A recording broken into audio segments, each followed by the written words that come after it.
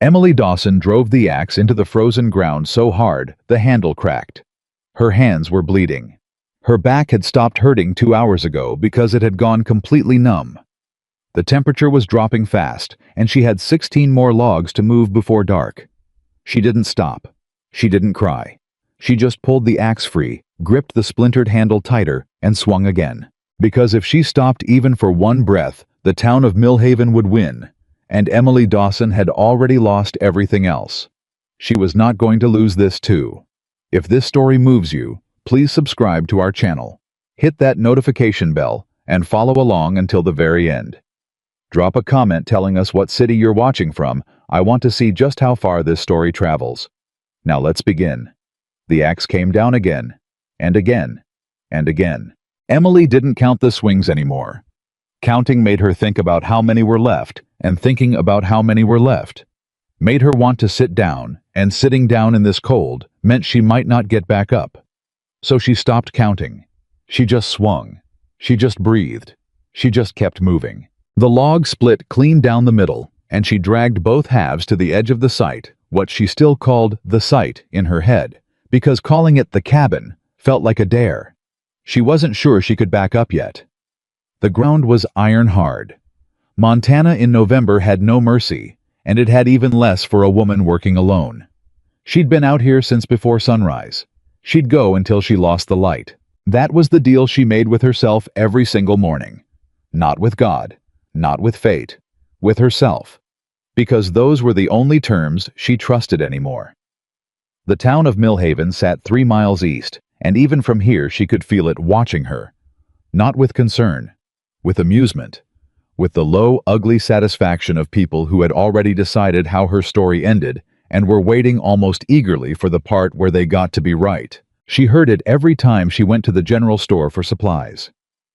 There goes the widow Dawson. You see how much rope she bought. What's she building out there, a coffin? She'll freeze to death before Christmas, mark my words. Shame, really. Well, not much of a shame. She heard it. She always heard it.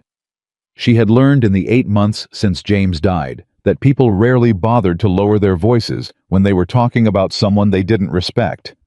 Cruelty liked an audience. Emily set her jaw and reached for the next log. James Dawson had been a good man. Not a perfect one. No man was, but a good one. And he'd loved her in the uncomplicated, steady way that some men manage and most don't. He'd never once made her feel like her body was something to apologize for. He'd never flinched. He'd never looked away. In a world that seemed to have a great deal of opinions about the amount of space Emily took up, James had simply been glad she was there to take it up. Then the mine shaft collapsed. 3 men went down. None came back up. They gave the widows each a handshake and a letter that said the company regretted the loss and accepted no liability. Emily's neighbor Margaret got the same letter. So did a woman named Clara, who lived on the other side of town with 4 children and nowhere to go. After the funeral, Emily discovered that James had borrowed against nearly everything they had to keep the house going through the previous winter. The house went to the bank 6 weeks after they put him in the ground. She moved into a boarding room above the saloon because it was the only thing she could afford, and the landlady, a thin-mouthed woman named Mrs. Alcott, made it clear that she considered Emily's presence a temporary inconvenience she was being generously compensated to endure. A woman your size ought to take up less space than she does, Mrs. Alcott said once, not quite under her breath, while Emily was carrying a bucket of water up the stairs. Emily had kept walking. She kept walking a lot in those days. But she had not walked without a destination. That was the difference. Because even in those first weeks of fog and grief and borrowed rooms, Emily had been thinking, planning, doing arithmetic in her head while she tried to sleep, calculating what she had left, what she could save, what was possible. And what was possible, barely. Barely possible was a quarter section of land 2 miles west of Millhaven that nobody wanted. The ground was rocky. The location was exposed. A previous claim had been abandoned after one winter, and the county had taken it back. Emily had enough left from James's small life insurance payment after the deaths and the burial, and Mrs. Alcott's first month to buy it outright. Just the land. Not a house. Not materials. Not supplies. just the land. She'd stood in the county office and signed the paper with her hand shaking and her chin perfectly steady. And then she'd walked back out into the cold November air and stood on the street and thought, well, now what? Now she built. She learned by doing, which was the hard way, which was the only way available to her. She borrowed every book she could find about construction. There weren't many, and most of them assumed the reader had help. She watched the men building the new livery stable on the edge of town, studied how they did it, how they moved the heavy pieces, how they set the foundation logs, how they stacked and notched. She asked questions when she could find someone willing to answer them without laughing. Mostly, she just figured it out. Her hands had blistered and then bled and then calloused over until they felt like someone else's hands, rougher, harder, more capable than the hands she'd had before. Her shoulders ached every night with a deep, bone-level exhaustion that she'd come to think of as honest. She fell asleep within minutes of lying down and woke before dawn without needing an alarm, because her body simply knew the work was waiting. She didn't love it. She didn't hate it. It was what was required, so she did it. That was how Emily Dawson had always moved through the world, actually. Not with drama, not with speeches, just with the quiet, relentless determination to do what was required because someone had to and no one else was going to. She set the log in place and straightened up, pressing her fist against the small of her back. The sky was the color of old pewter, flat and heavy, the kind of sky that usually meant snow before nightfall. She had maybe 3 hours of good light left. 2 courses of logs on the east wall if she pushed. 1.5 if she was honest about her energy level.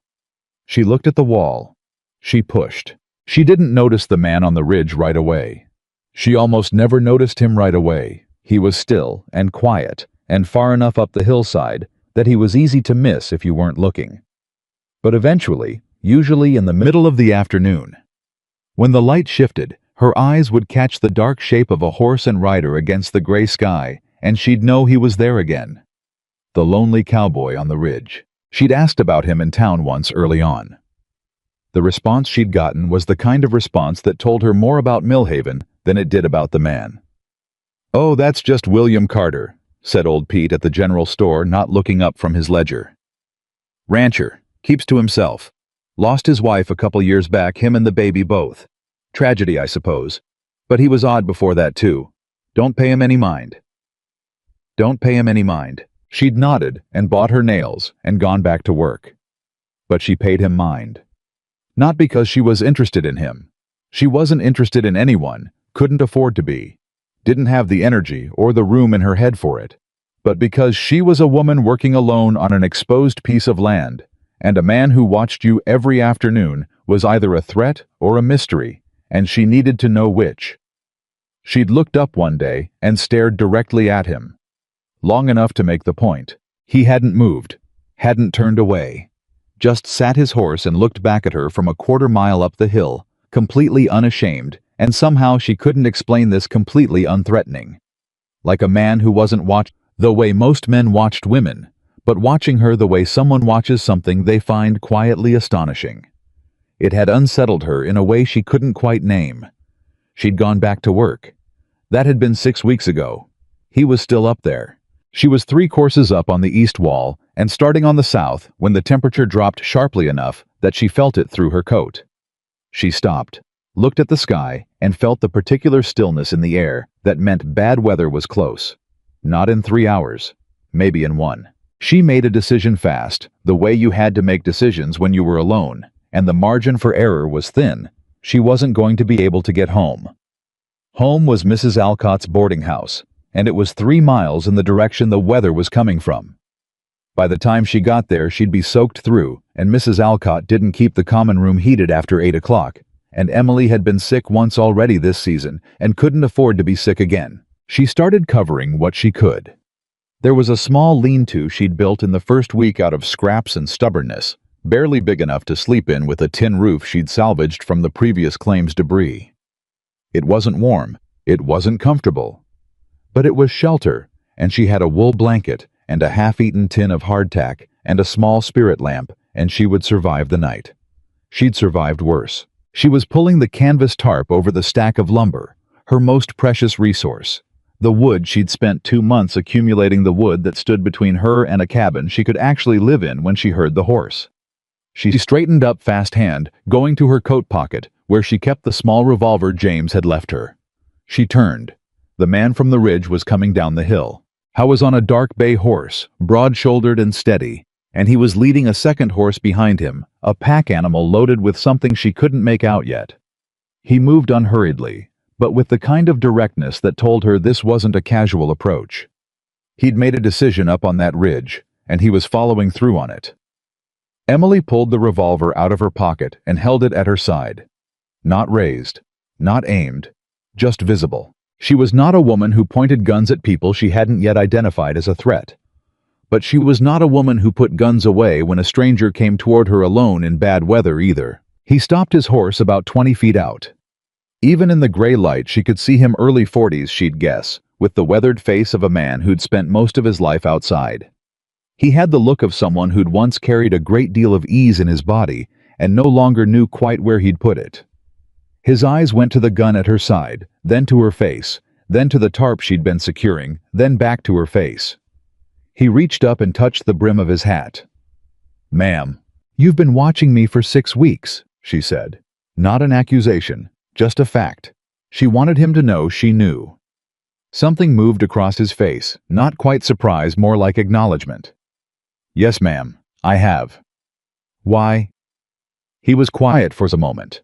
Not the quiet of a man searching for a lie, but the quiet of a man who was making sure the truth he had was the right one to say.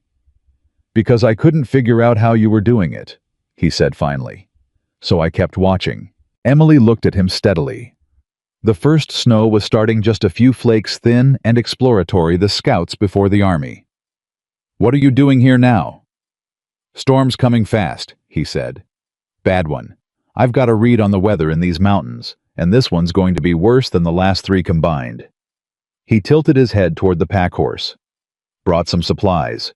Timber supports, heavy canvas rope, some food that doesn't need cooking. Figured you'd need it. I didn't ask you for anything." "No, ma'am, you didn't." The snow was coming harder now. She could feel the wind picking up at her back, pushing in from the north with that particular mean-spirited energy that Montana storms specialized in. She looked at the pack horse. She looked at the man. "Why?" she said again. "And I want a real answer this time." He looked at her with eyes that were gray or blue.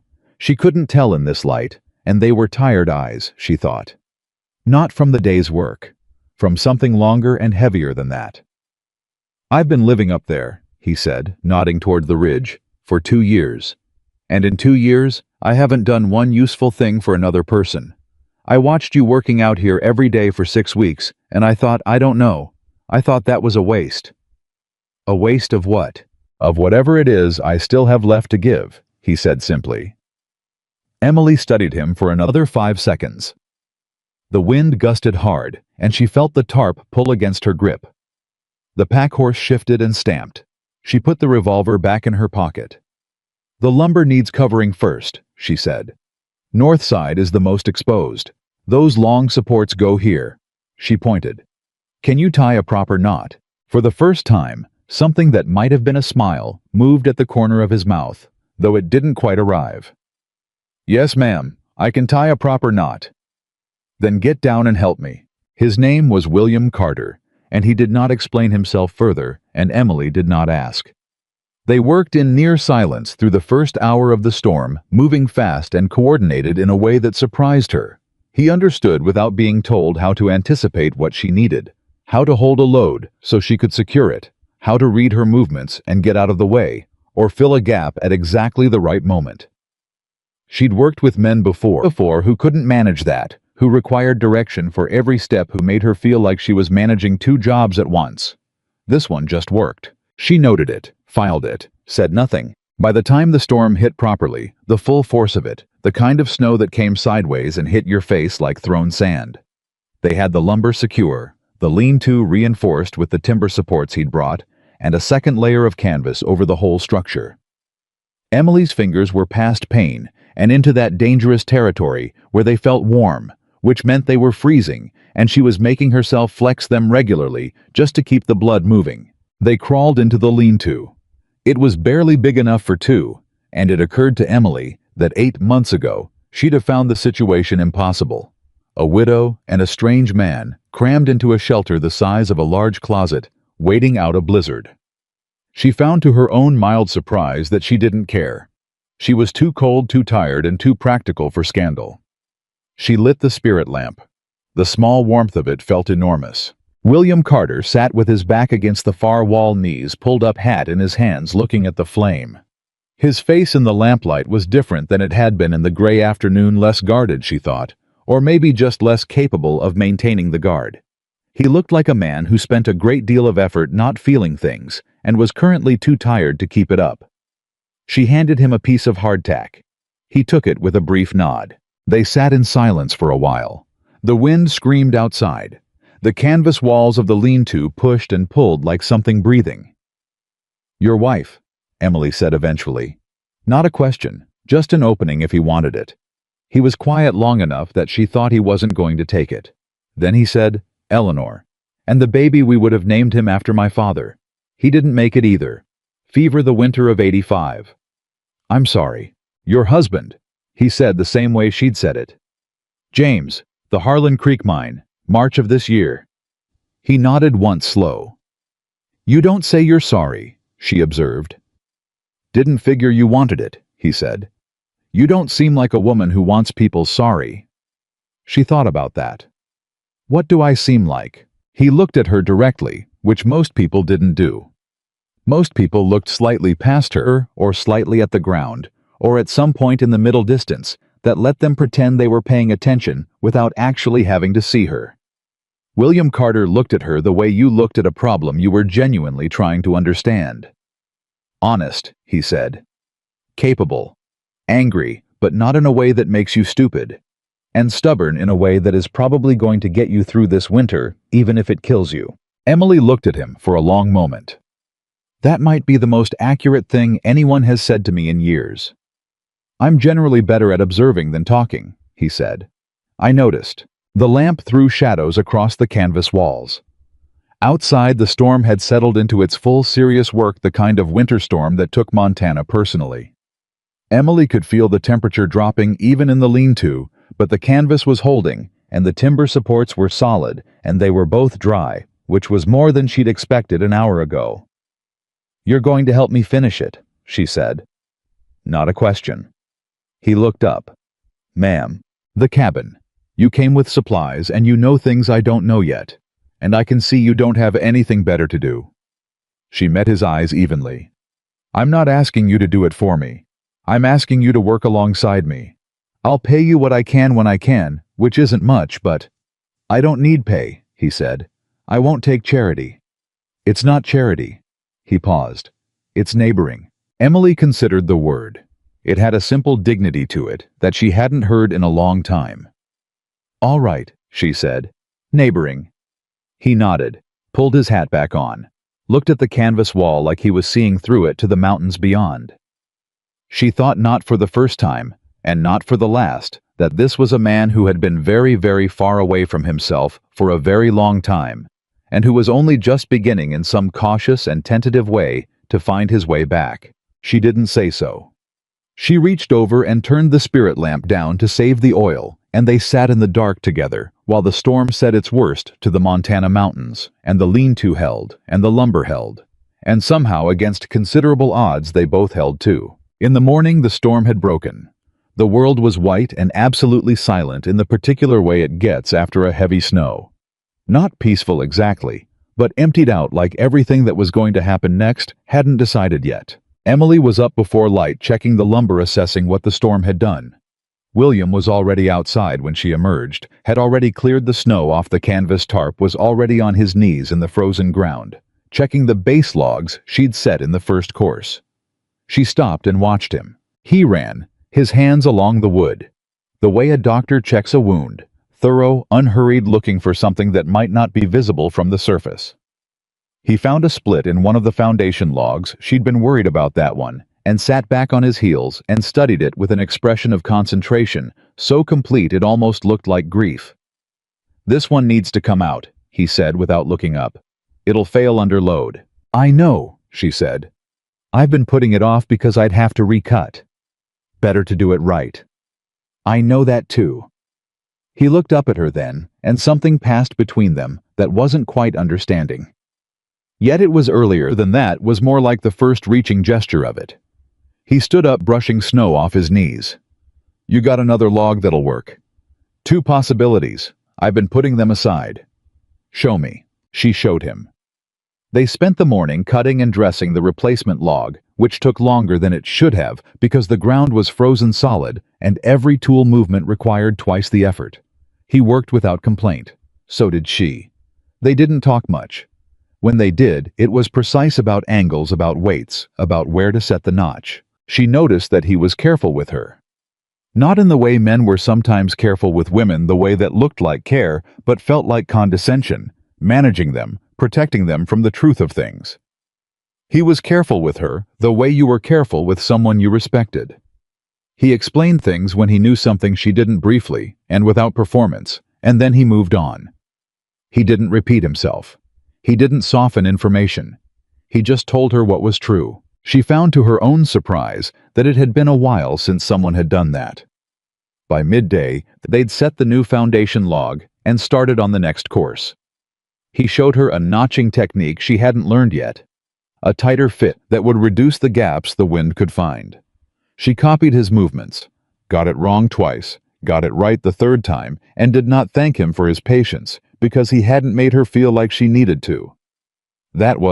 She was slowly realizing something. The days that followed had a rhythm to them that Emily would later struggle to explain, not because it was complicated, but because it was so simple, and simplicity was hard to put into words. He came in the mornings. They worked. They broke at noon for whatever she'd packed, which was usually bread and dried meat, and sometimes an apple if she'd planned well. They worked until dark. He rode back to his ranch. He didn't push conversation. She didn't fill silences to be polite. They worked. But things were said in pieces in the gaps between lifting and setting and checking. Small things at first. Practical things. Then gradually, less practical things. She told him about James, not the death, but the life. The way James whistled while he worked. The fact that he'd been a terrible cook but had insisted on cooking every Sunday because he thought it was important. The mining job he'd taken because the mill closed and there were no other options. And what do you do when there are no other options? He listened, the way people almost never listened, without preparing his response, without waiting for his turn, just actually hearing what she said. "He sounds like a man who was trying," William said once. "He was always trying," she said. "That's the hardest thing to miss. Not the person exactly, but the trying." He was quiet after that, in a way that felt like recognition. He told her about Eleanor in pieces 2 over days. She'd been a school teacher. She'd laughed too loudly for indoor spaces and hadn't cared. She'd argued with the minister about scripture every Sunday and then shaken his hand on the way out. The baby had come early, and Eleanor had fought for 3 days, and William had sat by the bed and talked to her continuously, because the doctor said hearing was the last thing to go, and he wanted the last thing she heard to be him telling her she was the bravest person he'd ever known. Emily didn't say she was sorry. He'd been right about that. It wasn't what she would have wanted. She said, "She sounds like someone who made a lot of noise in a good way." He almost smiled. She absolutely did. The town noticed. Of course, the town noticed. Millhaven was small enough that a woman working alone on a hill had been noticed, and a man helping her work was a story, and stories were currency, and some people in that town were very wealthy with them. Emily went to the general store for nails. One morning she went every week or so for something and found the quality of the silence had changed. It was a different kind of quiet than it used to be. Before they'd ignored her loudly, the way you ignore something you don't want to encourage. Now they were ignoring her with attention, watching without looking, listening without appearing to. She set her money on the counter and said, £3 of 6-penny nails, please, and old Pete got them without comment, but the 2 women by the dry goods shelf exchanged a look that said everything. She took her nails and left. That afternoon, a woman named Helen Marsh stopped her on the road. Helen was maybe 60, the wife of one of the town council members, and she had the kind of face that had once been handsome, and had settled into the permanent expression of someone who'd spent a lifetime making judgments and rarely revising them. "Mrs. Dawson," Helen said, blocking her path with the gentle implacability of someone used to being in charge of things. "I thought I should say something as a neighbor." "Ma'am," Emily said. "People are talking," Helen said, "about you and William Carter. It's not appropriate a woman of your situation spending so much time with an unmarried man. People are drawing conclusions." "People can draw whatever conclusions they like," Emily said. "He's helping me build a house." "I understand that, but appearances—" "Mrs. Marsh," Emily said, and her voice was even, and she kept her eyes on the older woman's face. "I have been a widow for 8 months. In those 8 months, I have purchased land. I have hauled lumber. I have learned to notch and set foundation logs. I have slept in a lean-to through 2 blizzards, and I have not asked anyone in this town for a single thing. I don't mean to be rude to you, but I don't have much attention left over for appearances." Helen Marsh blinked. It was possible Emily thought that no one had talked to her quite like that in some time. "Well," Helen said finally, "I just thought you should know." "Thank you," Emily said. "I appreciate you thinking of me." She walked on. She told William about it that afternoon casually while they were working. Not because she wanted his opinion. Because it had happened, and it was part of the texture of the day. He set down his mallet. "What did she say exactly?" Emily repeated it. He picked the mallet back up and drove a peg into the wood with a precision that suggested controlled feeling. "People in this town," he said, "have a great deal of energy for other people's business." "They always have," Emily said. "I just used to be someone they talked about rather than talked to." He looked at her. "What changed?" She thought about it. "I stopped caring what they thought," she said. "And somehow that made them need me to care more." Howe was quiet for a moment. "That's worth remembering," he said. "About people." She nodded. They went back to work. The walls were 3/4 up. The cabin was beginning to look like a cabin, on a clear, cold afternoon, with the sky hard and blue as glass. Emily stood back from the south hall and looked at what they'd built. It was a modest thing. 1 room and a loft, a stone fireplace, rough-laid on one side. Windows she'd cut herself with a handsaw, but it was solid, and it was square, and it was hers. She stood looking at it for a long time. William stood beside her. Not touching, just there. "You're going to make it," he said. It wasn't encouragement exactly. It was more like a statement of observed fact. "You were going to make it before I got here too. I just moved the timeline." "You moved it considerably," she said. "Maybe." She looked at him sideways. He was looking at the cabin with an expression she couldn't entirely read, something careful and quiet in it. Something that had been put there recently, like new furniture in an old room that hadn't quite settled into place yet. "William," she said. "Ma'am. Why did you really come down off that ridge?" He was slow to answer. The wind moved through the pines above them.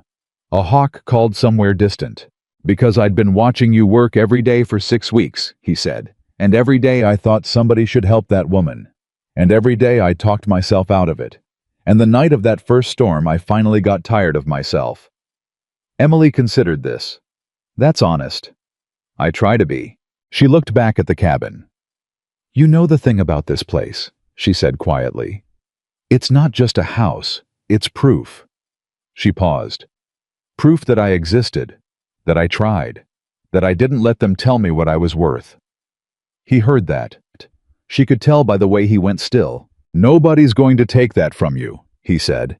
And something in his voice when he said it wasn't quite a promise. It was heavier than that, more certain, the way the foundation logs were certain, not promising to hold, but simply holding. She nodded once. They went back to work. The sun dropped behind the mountains, and the cold came down hard and fast, the way it did in November, when the sun left, and Emily pulled her coat tighter and kept setting the last logs of the day, while William held the opposite end and called the angle. And somewhere in the middle of all of that ordinary and difficult work, a thing shifted subtle as a key turning in a lock, so old you'd forgotten the door could open. Neither of them named it. They had Emily thought enough sense not to name things before they were ready. But it was there, and it was the start of something that neither grief nor cold, nor all the small cruelties of Millhaven, Montana, had quite managed to kill. The days after the storm had a different weight to them. Not lighter. Nothing about Montana in December was light but different. Changed in some way that Emily couldn't measure with any tool she owned, only feel in the way you feel a shift in weather before it arrives. The work was the same. The cold was the same. The town of Millhaven sat 3 miles east and went on being exactly what it had always been. But something in the texture of the days had altered, and she moved through that alteration carefully. The way you move through a room, you know well that someone has rearranged in the dark. William came every morning. He didn't announce it. He didn't ask permission. He simply appeared at the edge of the site when the sky was still more dark than light, his horse steady and his breath misting in the cold. And he worked until the light failed, and then he rode back to his ranch on the ridge. She'd stopped waiting for the day he wouldn't show up. That probably meant something. She wasn't ready to think about what. The cabin was coming together in ways she hadn't let herself imagine when she'd first stood on the frozen ground and tried to picture it whole. The walls were up. The roof beams were set. William had shown her a technique for the rafters, a particular angle and spacing that would shed snow load better than the standard pitch, and she'd spent a full day on that alone, getting it right, refusing to move on until it was right while he worked below on the window frames without saying a word about how long she was taking. She'd come down at the end of that day with her arms burning and her hands locked half open, and he'd looked up from his work and said, "Good angle." 2 words. She'd felt better about those 2 words than she'd felt about most speeches. But the town was louder now. That was the thing she hadn't accounted for. How the cabin getting closer to finished seemed to make Millhaven's discomfort more acute rather than less. As if each log placed was a small provocation, as if the building itself was an argument the town couldn't find a clean way to refute. It was on a Thursday, 12 days after the storm, that the first real trouble announced itself. Emily had gone to town for lamp oil and flour, a quick trip she'd been putting off, and she was in the general store when she heard the voice of Thomas Reed. She'd seen Thomas Reed before, in the way you see someone you've been warned about with your peripheral vision, with a little extra attention that you try to make look like no attention at all. He was a big man, prosperous in the particular loud way that men who'd made money quickly sometimes were, with a new coat and old manners and the settled confidence of someone who'd never had to question whether he belonged somewhere. He owned the largest cattle operation in the county. He sat on the town council. He had a voice that carried, and he didn't seem to mind that it did. She heard her name in it. Widow Dawson, yes, that's the one, building that cabin on the Harrow land. A pause. A chuckle that wasn't friendly. I'll give her credit for gumption, but gumption doesn't make a legal claim. I've had my lawyer looking at the county records, and there are questions about that title. Real questions. Emily stood very still on her side of a shelf of dry goods. What kind of questions? Said a second voice she didn't recognize. The kind that might require the county to revisit the sale, Thomas said. Land like that, properly managed, could support 30 head easy. Right now, it's supporting a half-built shack and a widow who clearly doesn't know what she's doing. She set her lamp oil on the counter. I'll take that flour too, she said to Pete, who was looking at his hands. Yes, ma'am, Pete said without looking up. She could feel Thomas Reed's attention shift to her. She felt it the way you feel heat from a fire, directional, sourceable, impossible to ignore. She kept her eyes on Pete. Mrs. Dawson, Thomas said, and his voice had changed friendlier now, the way voices went friendly right before they tried to sell you something. I wasn't aware you were in here. Clearly, she said. I wonder if I might have a word. I'm in the middle of a purchase, Mr. Reed. Of course, of course. He waited while Pete measured the flour. She could feel him waiting, patient in the way that powerful men were patient, knowing the conversation would happen on his schedule eventually, because conversations always did. She paid. She picked up her goods. She looked at Thomas Reed for the first time directly, and he was exactly what she'd expected, and nothing she was afraid of, and she made sure he could see both of those things in her face. I know what you're doing, she said quietly enough that it stayed between them. And you should know that I have read every document associated with that land purchase 3 times. Every one. I know what I own." His expression shifted just slightly, just at the edges, in a way that told her she'd surprised him. Men like Thomas Reed were surprised when women read documents. She filed that away. "I'm sure you do," he said smoothly. "I'm simply suggesting that sometimes these things are more complicated than they appear." "Then I suppose I'll meet the complication when it arrives," she said. "Good day, Mr. Reed." She walked out. She made it 40 yards down the street before her hands started shaking, and she stopped and held the bag of flour against her chest and breathed once, twice, 3 times until the shaking stopped. Not from fear exactly. From the effort of being calm when she hadn't felt calm. From the specific exhaustion of having to be twice as steady as you actually were, because steadiness was the only currency you had left. She told William that afternoon. She told him the way she'd told him about Helen Marsh plainly, while they worked as if it were just information. She was getting good at that. Turning fear into information.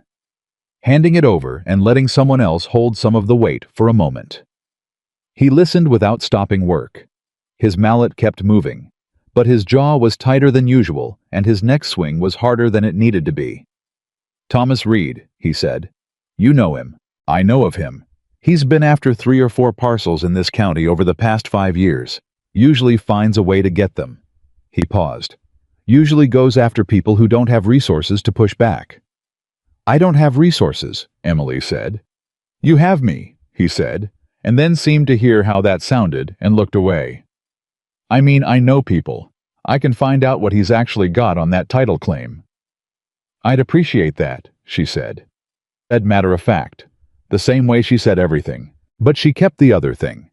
He'd said somewhere in the back of her mind, turned it over once or twice like a stone you pick up because the shape of it is interesting, and then set it carefully aside. "You have me." 3 days later, William came to the site with a name and a fact. The name was Daniel Holt, a county clerk who owed William a favor from 7 years back.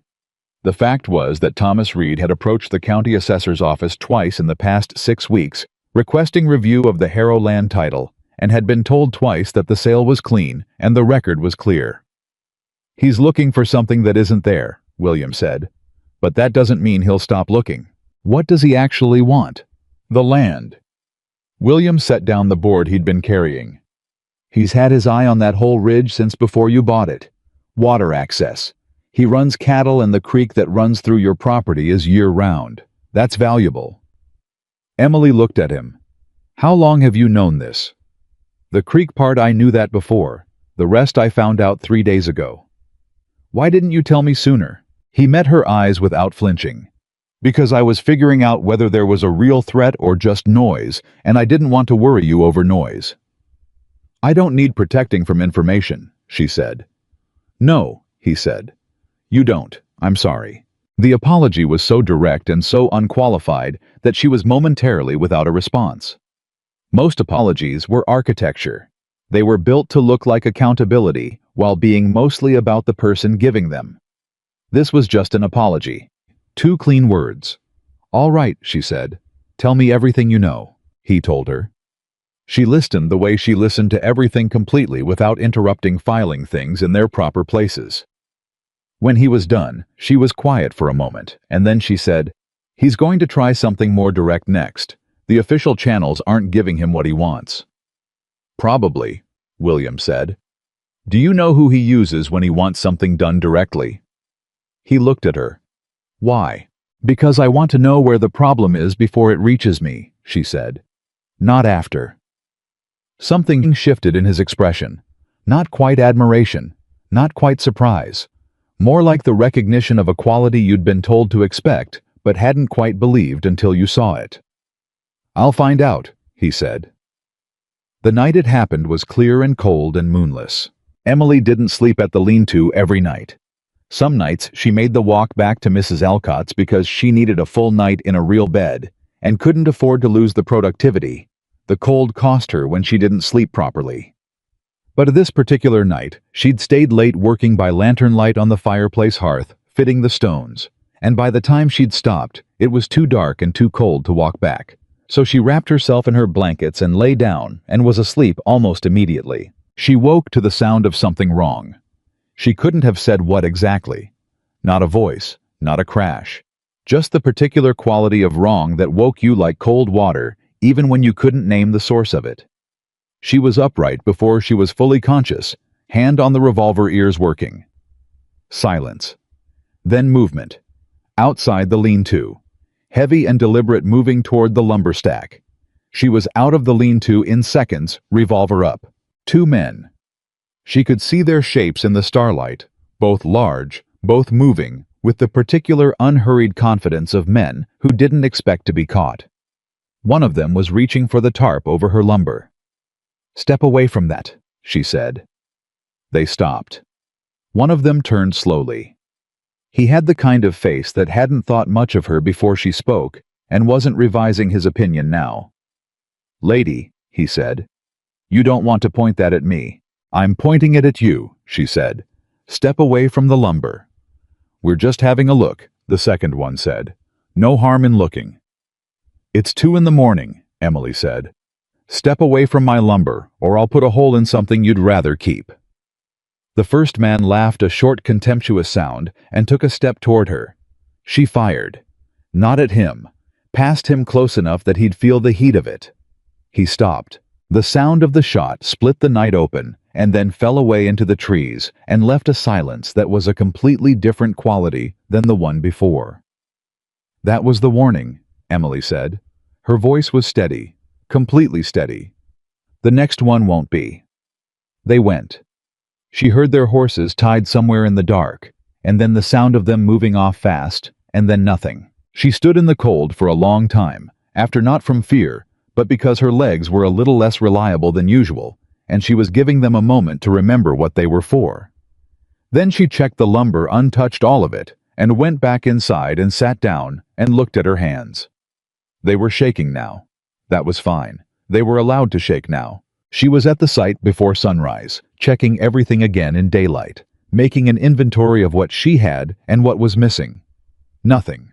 Nothing was missing, and she was on her 3rd cup of coffee from the small pot she'd started learning to make over the spirit lamp when William rode down. He read her face immediately. She'd noticed he did that not in a searching or invasive way, but simply accurately the way people who had suffered read other people who had suffered. "What happened?" he said. Not a question, a statement waiting to be filled. She told him. He listened without moving. When she finished, his expression was very still and very controlled, which she'd learned meant the opposite of what stillness usually meant. "You're not hurt," he said. "No." "The lumber's untouched." "Yes." He dismounted. He walked to the lumber stack and looked at it for a moment, his back to her. Then he turned around. "I'm going to find out who those men were," he said. "I already have a fair idea. Thomas Reed." "Most likely." He paused. "Emily." It was the first time he'd used her name. Not ma'am. Not Mrs. Dawson. Her name. She looked at him. "This is going to get worse before it gets better," he said. "He's done this before, started with legal pressure, moved to direct intimidation when the legal angle didn't hold. If those men didn't get what they came for, he'll try something else. Something harder." "I know," she said. "I want to." He stopped. Started again. "I think someone should stay here, at night, to watch the property." "You're offering to sleep on the ground in December," she said. "I've slept in worse." "William." She looked at him steadily. "I fired a warning shot at 2 men this morning before sunrise. I think we've established I can manage a night." "You shouldn't have to." "A lot of things shouldn't be the way they are," she said. "That's not an argument against managing them." He looked at her for a moment, with that expression she'd started to recognize, the one that wasn't quite admiration, and wasn't quite something else, but lived somewhere between them in territory she didn't have a name for yet. "You're the most stubborn person I've ever met," he said. "Coming from you, I'll take that as high praise." Something that was almost a smile moved across his face, and then thought better of it. "Let me at least get you a better lock for the lean-to. That I'll accept." He got her a better lock. He also, over the next several days, quietly reinforced the lumber stack with a system of trip lines and warning bells that would sound if anyone approached at night, his design built and installed without comment, as if it were simply a practical thing that needed doing.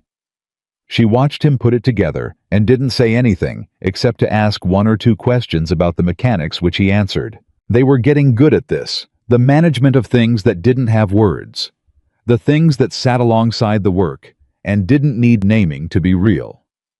The next trouble came from a direction she hadn't expected. It was Samuel Briggs, the county recorder, a small man with anxious eyes and a mustache that was trying harder than he was, who appeared at the site one afternoon with a piece of paper he held in both hands as if it might escape. "Mrs. Dawson," he said, and he was already apologetic before he'd said another word. "I've been instructed, that is, there's been a formal request filed for review of the completion status of your claim."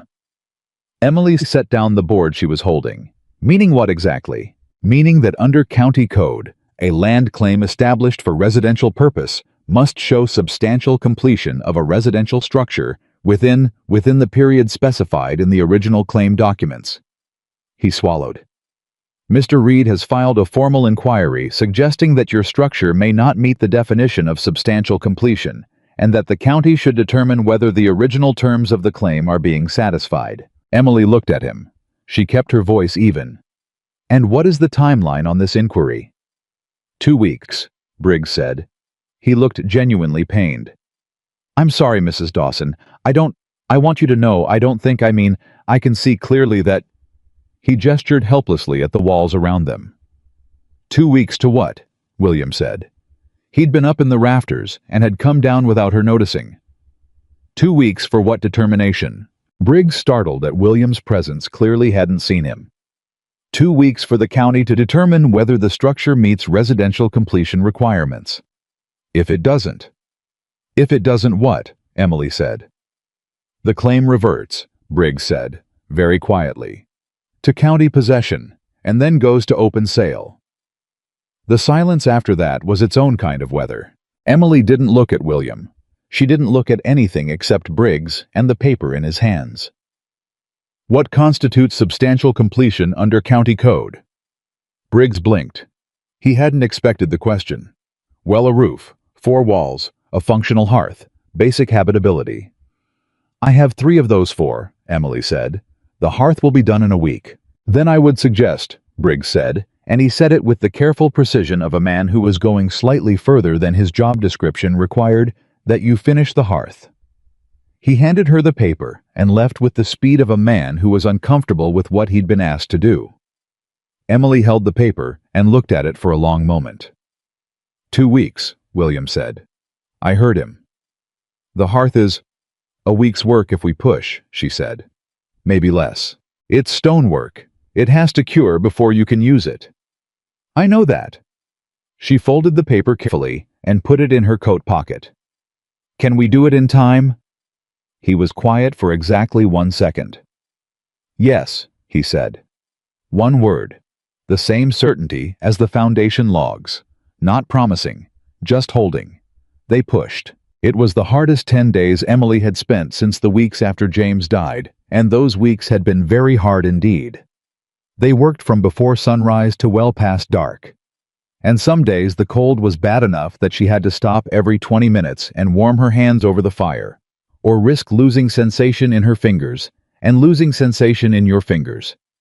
When you were doing stonework was how you lost fingers. William seemed to be made of something different than ordinary men. He didn't appear to get cold the way she did, or if he did, he dealt with it internally with the same economy he applied to everything. She asked him once how he managed it. Practice, he said, and I feel it. I just already decided it wasn't going to stop me so. She understood that. They didn't talk much during the push days, except about the work. Angle of the stones. Mixture of the mortar. Whether the flue draw was right, which he checked 3 times, because a chimney that didn't draw was a chimney that killed you with smoke. On the 7th day, when she was on her knees, fitting the final course of hearthstones, and her back was sending her very clear opinions about its current situation, he crouched down beside her without being asked, and held the last stone in place while she worked the mortar into the joint. They were so close she could hear him breathe. She was acutely uncomfortably aware of this. She did not let it make her hand unsteady. There, she said when the stone was set. He let go and sat back. They both looked at the hearth in silence. It was a good hearth. Solid, well-fitted, built to last. She'd done most of the stone selection herself, had spent 2 days in a creek bed choosing stones for density and flatness, had carried them back a load at a time in a sack on her back. Every one of them had been her decision. Her hands.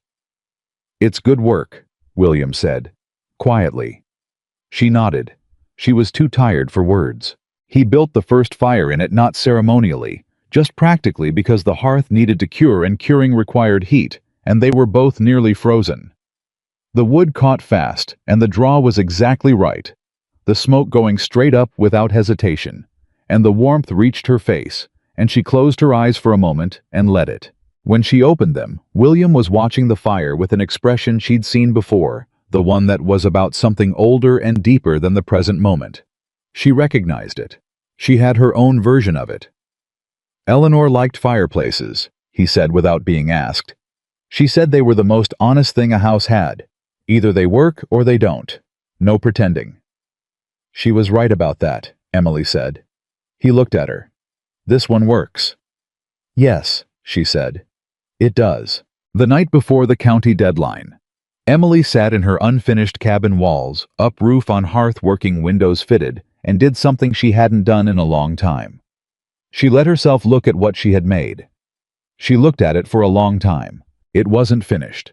It needed flooring, and the loft ladder wasn't right yet, and there were gaps between some of the upper wall logs she wanted to chink better before the deep cold. But it was a house. It was a real house, and it was on her land, and she had built it with her hands, and no document filed by Thomas Reed or anyone else could make it not real. She heard a horse and went to the door. William was there. He dismounted, and she saw he had a bottle in his hand, not whiskey, something clearer. He held it up a little awkward, which was not an expression she associated with him. "Figured we should mark it," he said. "Mark what?" "The hearth. He gestured at the cabin. "You built a house, Emily." She stepped back and let him in. It was the first time he'd been inside. She watched him look at it, at the walls and the rafters and the hearth. She'd spent 10 days fitting stone by stone, and his face did the thing it sometimes did, where the guard wasn't entirely up, and she saw something in it that was close to wonder. "You really built this," he said, more to himself than to her. "We built it," she said. He looked at her. The lamp caught his eyes, and she saw they were more blue than gray. She'd been wrong about that. They were definitely more blue. "No," he said. "You built it. I helped. There's a difference." She wasn't sure what to do with that, so she took the bottle from him and opened it and poured 2 cups and handed him one, and they sat on the only 2 things in the cabin that resembled chairs, a log section, and a crate, and drank something that turned out to be apple brandy, which was warm and sweet and tasted improbably like summer. "Briggs comes tomorrow," she said. "I know." "What if Reed's gotten to him?" "Briggs is a man who doesn't sleep well when he's done something he knows is wrong," William said. "I've known him long enough to know that." "That's not a guarantee." "No," he said. "But he was trying to help you the other day, when he told you what you needed to finish. He didn't have to say that." She considered this. "You're probably right." "Probably," he agreed. "I've been wrong before." She looked at him over the rim of her cup. "Have you? About what?" I was quiet for a moment, and the fire said things the way fires did, soft crackling things that filled the space without filling it. "About whether I could keep living the way I was living," he said. "I thought it was fine. I thought that was just what the rest of it looked like, after Eleanor." "Turns out," she said. He looked at her steadily. "Turns out it wasn't fine. It was just what running in place looks like when you've been doing it long enough that you forget you're not going anywhere." Emily held his gaze and did not look away, and did not fill the silence that followed with anything, because some silences had earned their space and deserved to keep it. "Well," she said finally, "you're going somewhere now." He nodded slow. "I think I might be." Outside the Montana, night pressed against the walls of the cabin, against her cabin. Her walls, the house she had pulled out of a frozen piece of ground, through 6 weeks of absolute refusal to stop, and held no threat that could reach her in here. Not tonight. Not in this room with its new cured hearth and its good walls, and the careful, honest presence of a man who was finding his way back to himself, one slow day at a time. The county recorder arrived at 9 in the morning. Briggs came alone without Reed, which was already a good sign. He walked through the cabin with the careful attention of a man who was taking his job seriously, and Emily walked with him, and William stood at the door and did not say a word. Briggs checked the hearth. He checked the walls. He checked the roof joists through the loft hatch and looked at the window fittings and walked the perimeter and made notes in his little book. He came back inside. He looked at Emily. "Mrs. Dawson," he said, "in my professional assessment, this structure meets, and in several respects exceeds the requirements for substantial residential completion under county code." He closed his book. "Your claim stands." She breathed.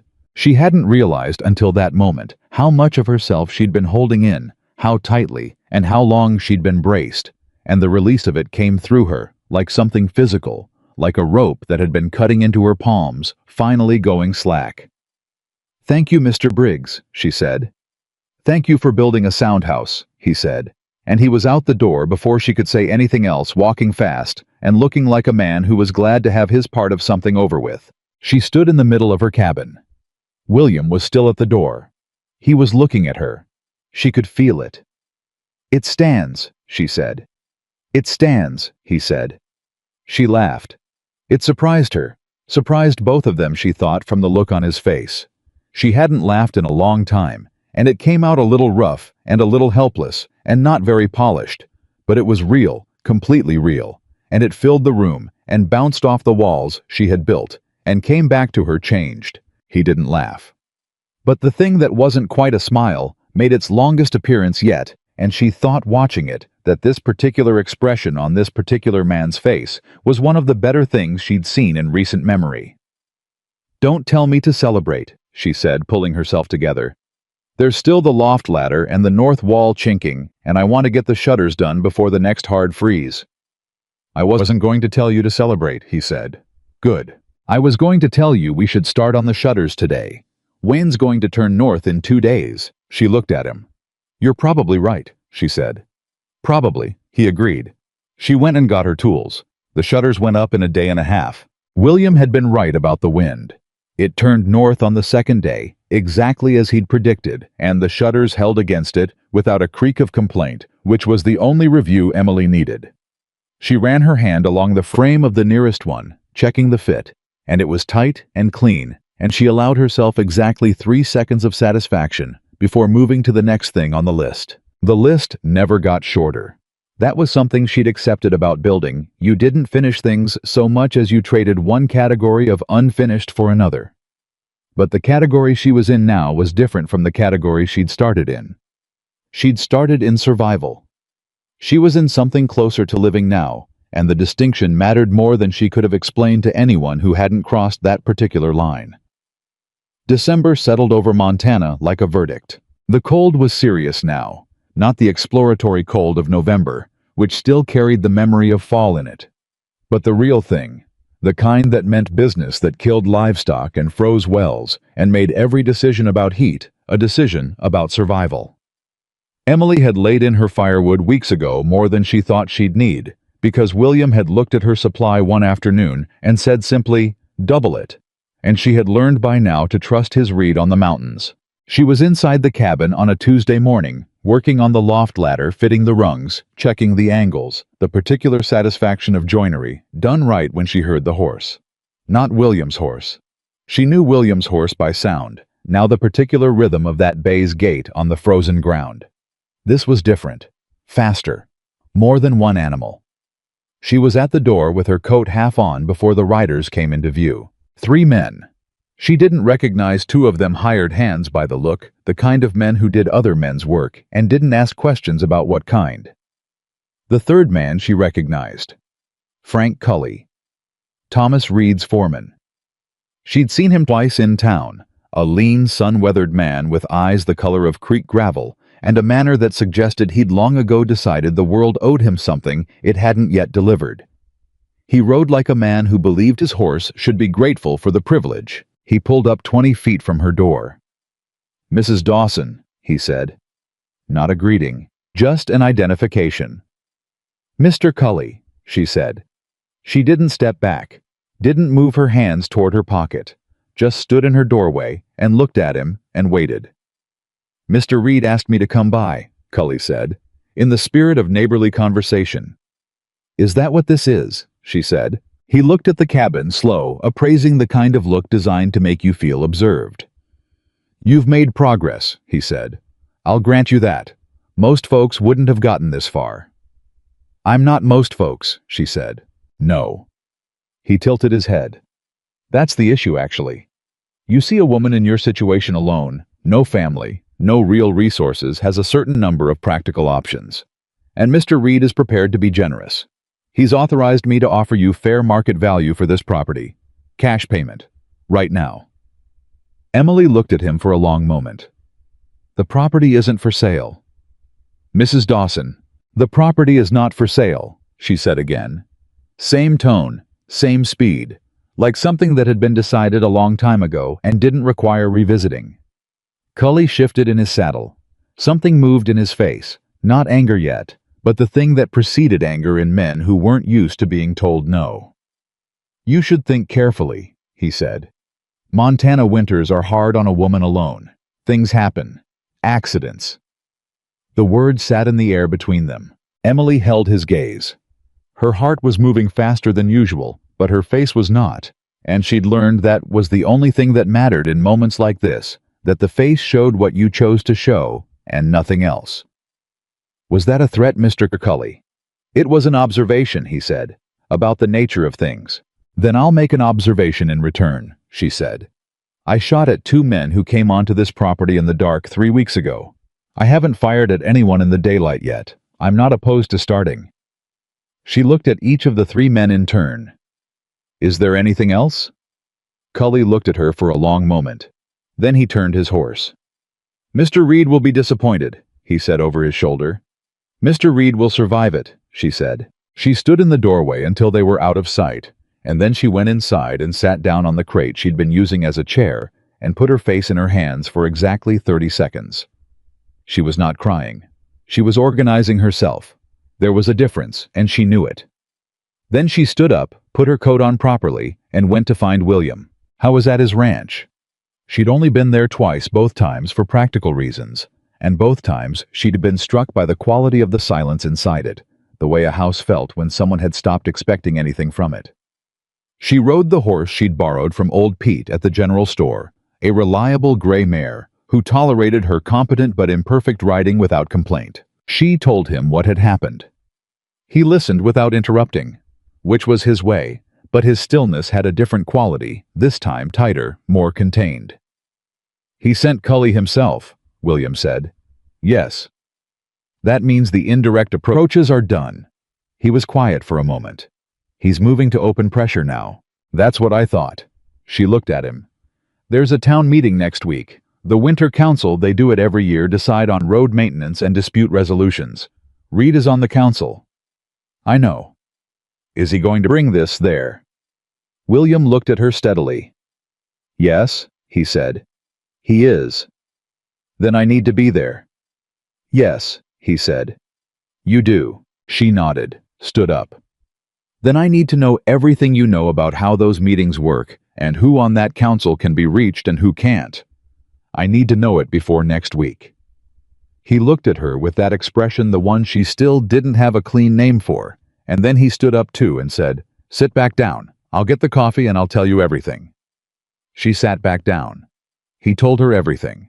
The names were what mattered. 6 men on the council. Reed. Martin Hale, the mill owner beholden to Reed for a loan he hadn't finished repaying. Douglas Pratt, independent, a farmer, the kind of quiet man whose opinion shifted conversations because it was rarely given. Eli Marsh.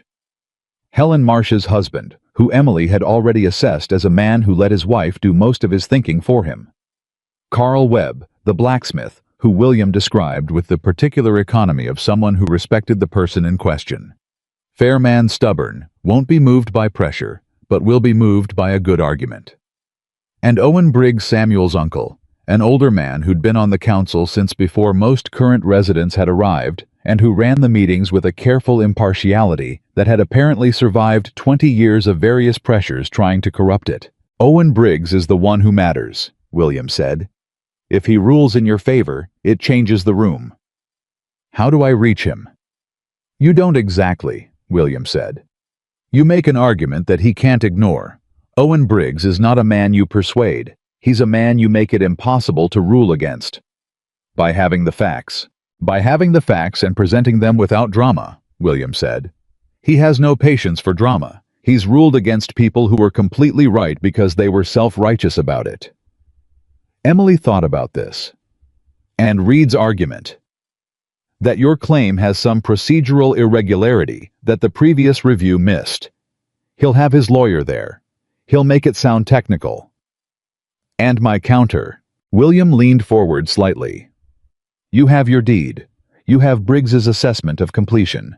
You have 2 years of county tax records showing the land was available for legal sale and was sold legally. And—" he paused. "I've been talking to Daniel Holt at the recorder's office. There's something else." She looked at him. "What?" 3 years ago, Reed filed a claim on a property north of here, a widow named Mrs. Garrett. Same pattern. Legal pressure, then direct pressure, then a council vote that went his way." His jaw was tight. "Mrs. Garrett lost her land. She left the county." "Is that documented?" "The council vote is. The circumstances around it are less clean. But Holt has the original claim documents, and if you look at them against what Reed is doing now, the pattern is clear." Emily sat with this. "You've been working on this for weeks," she said. "Not an accusation, just recognition." He looked at her. "Yes. You didn't tell me. I wasn't sure I had enough yet. I didn't want to raise—" He stopped, tried again. "I didn't want to tell you there was a rope to grab until I was sure it would hold." She thought about what he'd said when she'd called him on this before the apology plain and unadorned. She thought about the fact that he'd kept working on it anyway quietly without telling her. Not because he thought she couldn't handle it, but because he was trying to hand her something solid instead of something half-formed. "All right," she said. "What else do we need?" "Witnesses," he said. "People who've seen Reed's pattern. Carl Webb might speak. He's not afraid of Reed the way some are. And Pete at the general store, he's heard things over the years." "Will they?" "If you ask them directly," William said. "People are more willing than you'd think when someone looks them in the eye and asks plainly instead of hinting." She nodded, stood again this time for real. "Then I have a week's worth of work that isn't cabin building. Emily." His voice stopped her at the door. She turned. He was standing now too, and there was something in the way he was looking at her, direct, careful, the way he looked at things that mattered. "You don't have to do this alone. I'll be there. I'll stand with you." She looked at him. The fire in the hearth behind him, his fireplace in his too-quiet house, sent shadows across his face, and she thought about what he'd said to her weeks ago that night in the lean-to during the first storm. "Whatever it is, I still have left to give." She thought he'd been underestimating the inventory. "I know," she said. "Thank you." She went.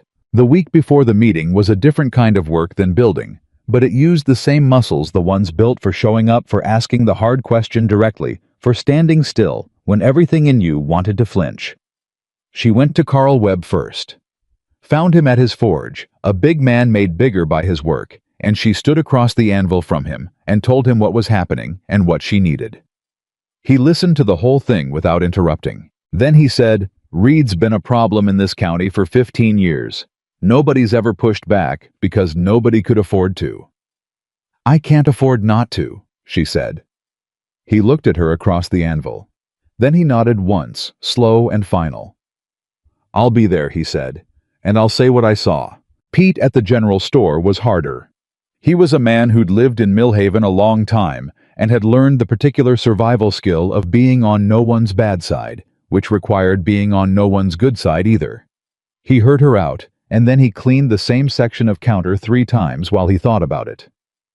"Reed's a customer," he said. "So am I," Emily said. "So is everyone else in this town who isn't Thomas Reed."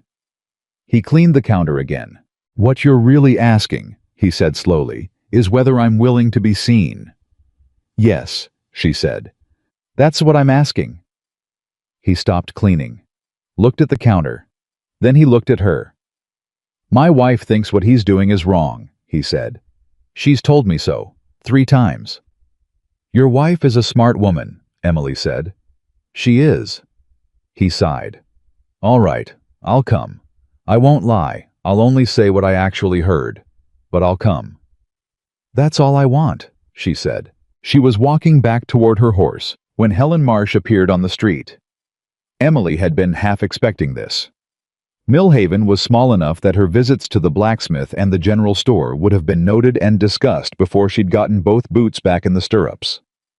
Mrs. Dawson, Helen said. Mrs. Marsh.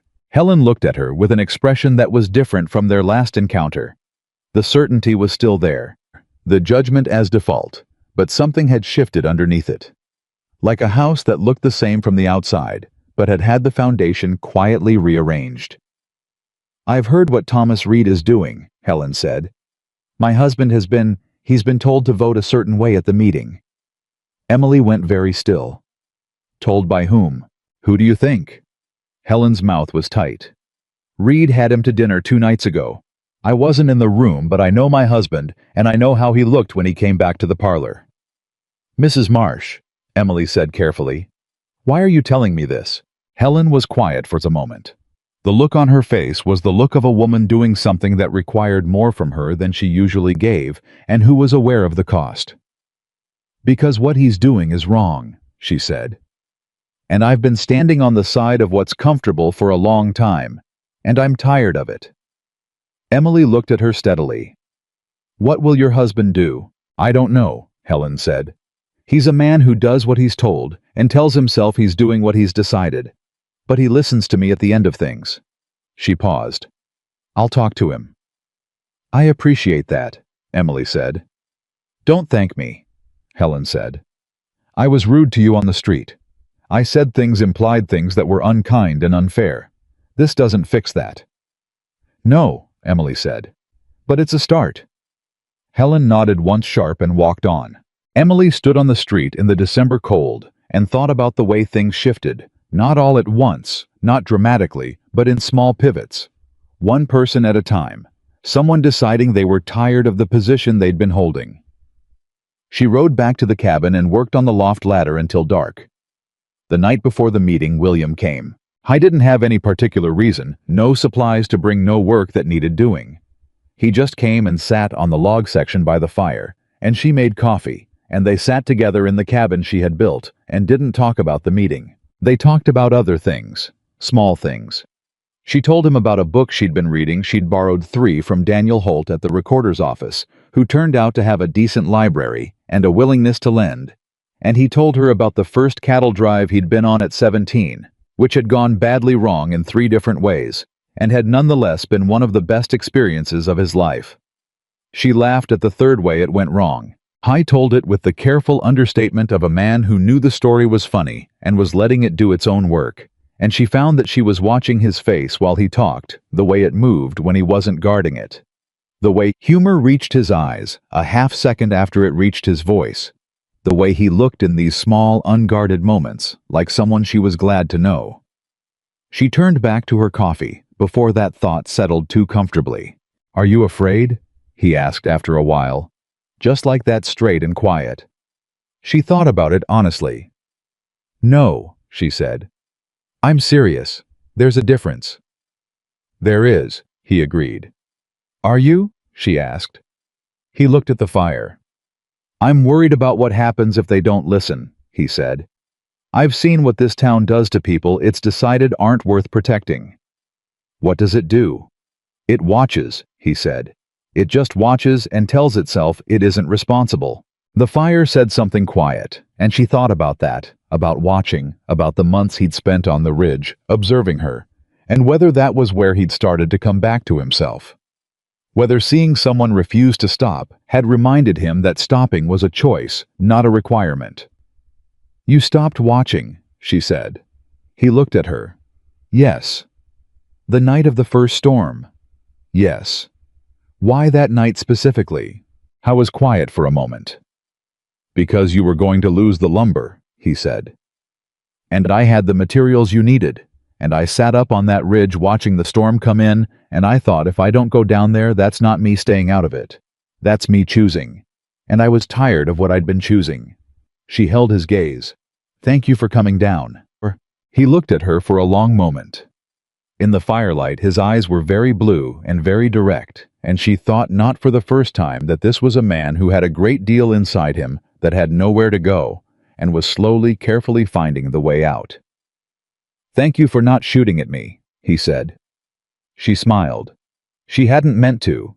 It arrived before she'd decided to let it, but it did, and she saw his face change when it did, in a way that made her look back at the fire fairly quickly. Get some sleep, she said. Tomorrow's going to need both of us sharp. He stood, put on his hat.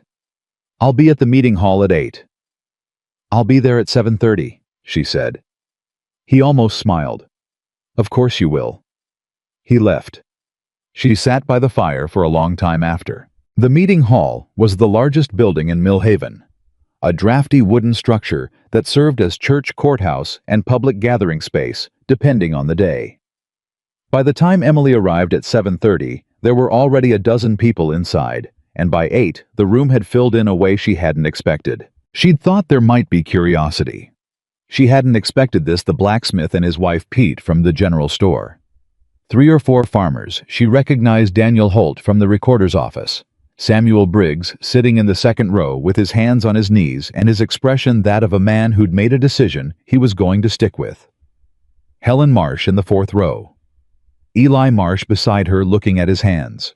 William came in at 7:58 and took the position beside her without ceremony, the way he took any position he'd decided on, like he'd always been planning to be there, and the only question had been the logistics.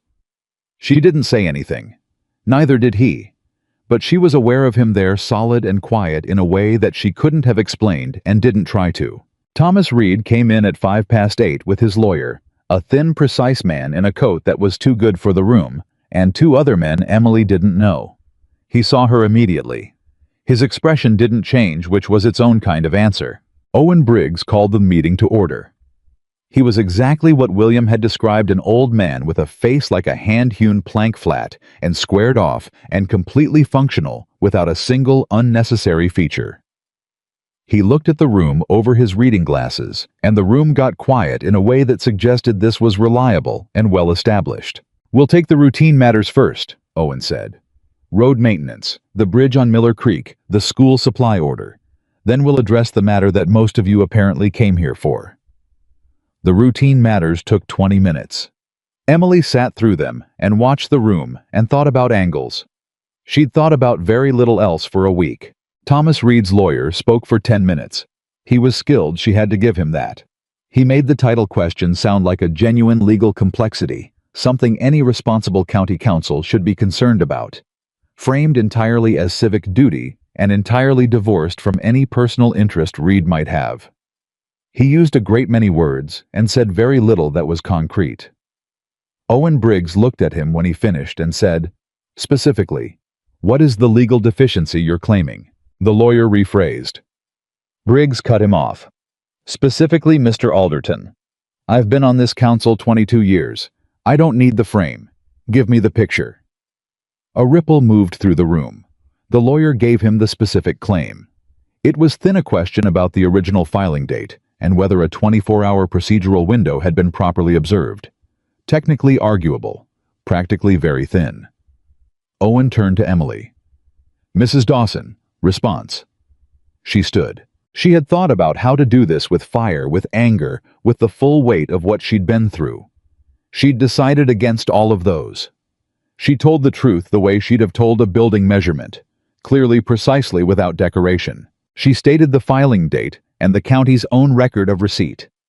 She cited Samuel Briggs's completion assessment. She produced the deed and the tax records. She described without editorializing the 2 men who'd come onto her property in the dark, the threats Cully had delivered on her doorstep, the pattern documented in the Garrett case 3 years prior. The room was very quiet. Then Carl Webb stood up without being invited to. I'd like to say something, he said to Owen Briggs, who nodded.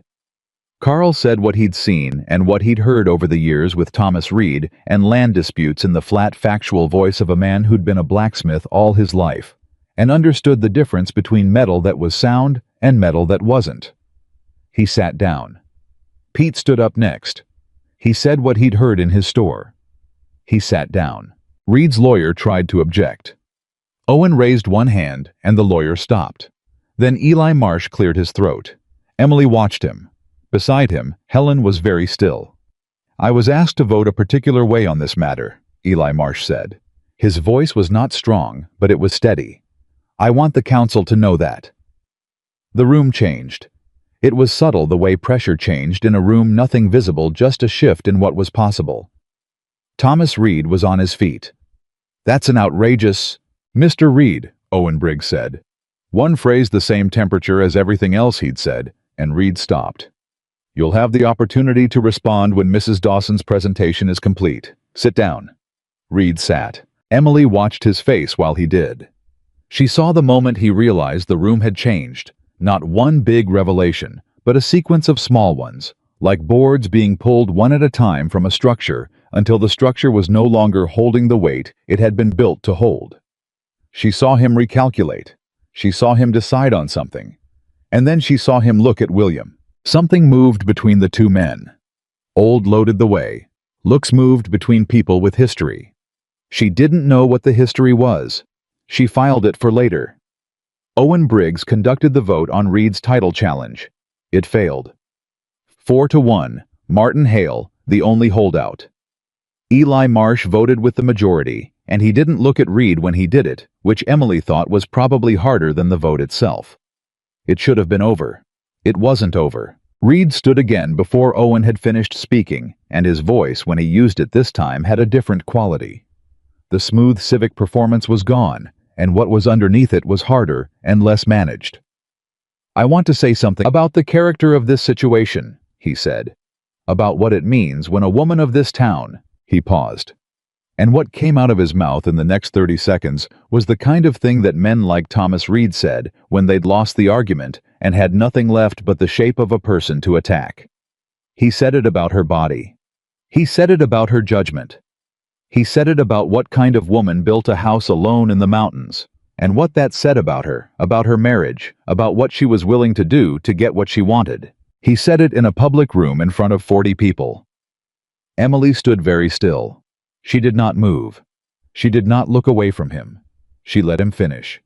And then she looked at William. William had been very still since Reed started speaking. The controlled stillness. She recognized the kind that wasn't absence of feeling, but total management of it. He was right beside her. He could speak. She knew he wanted to speak. He didn't. The silence stretched 2 seconds, 3. And in those seconds, something happened to Emily that she hadn't expected. The hope she hadn't named, hadn't let herself name, because naming it would have made its absence unbearable. That particular hope cracked along a fault line she hadn't known was there. She turned away from William. She turned away from Reed. She looked at Owen Briggs. "I believe," she said, her voice completely even, "that the council has made its ruling. I have nothing further."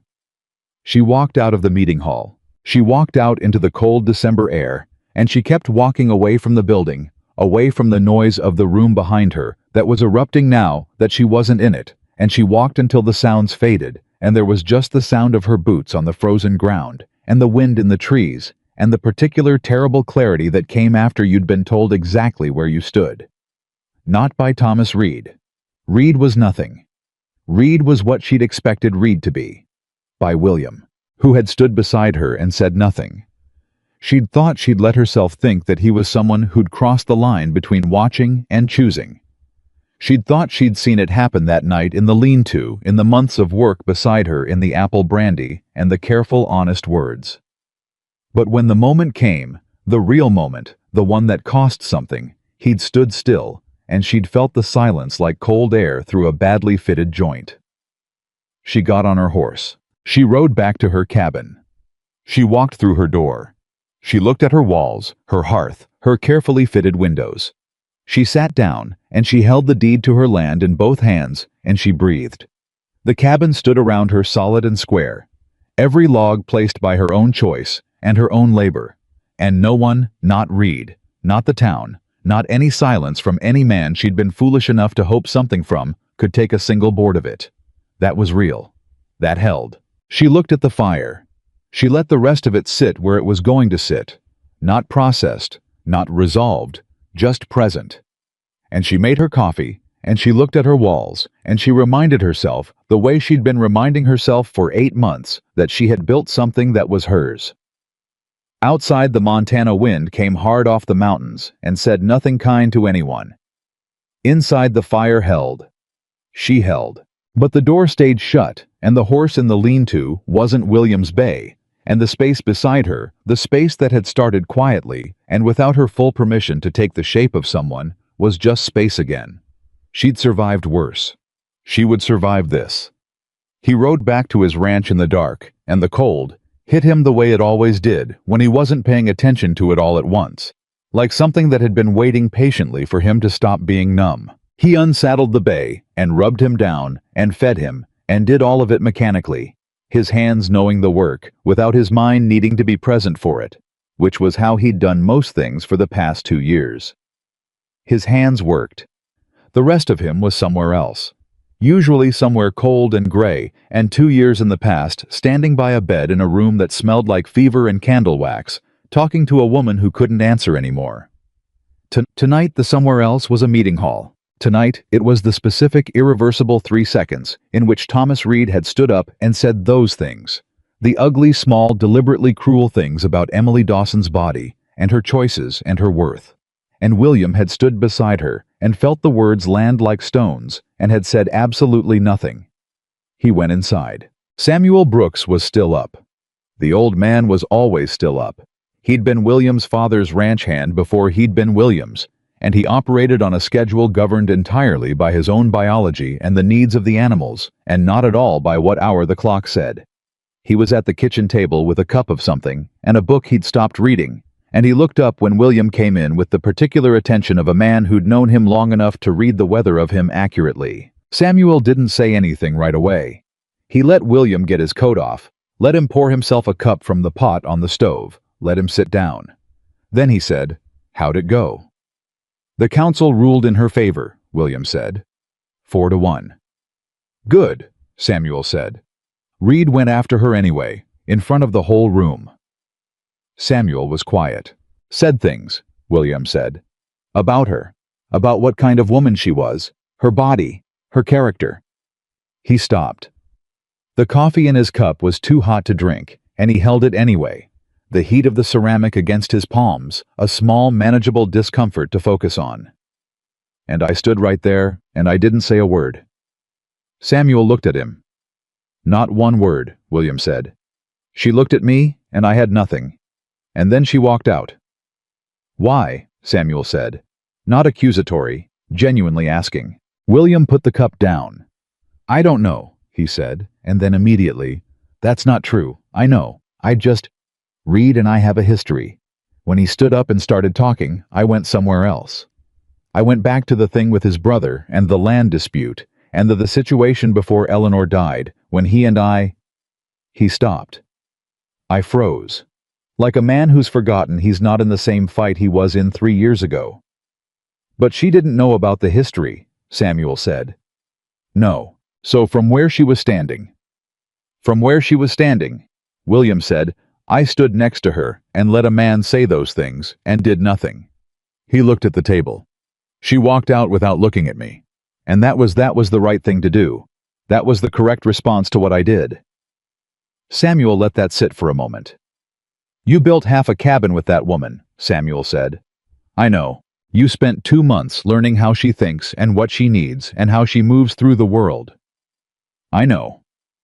And then when it cost you something personal, when it required you to step into a conflict that had your own name on it, you went quiet." William looked up. "Yes." Samuel folded his hands on the table. He was an old man, 70 or close to it, with hands that showed every year and eyes that showed no age at all. "You know what your father used to say about cattle that froze at a fence line? That they'd die there if you didn't move them yourself." "Yes." Samuel looked at him steadily. Some things don't wait for you to get ready, William. You go now or the moment closes, and it doesn't open again the same way. It's 10 o'clock at night. I know what time it is.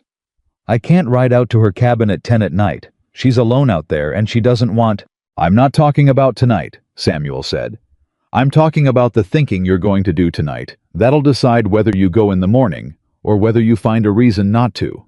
I know how you reason yourself out of things. I've watched you do it for 2 years. He picked up his book, which was a signal that he'd said what he was going to say.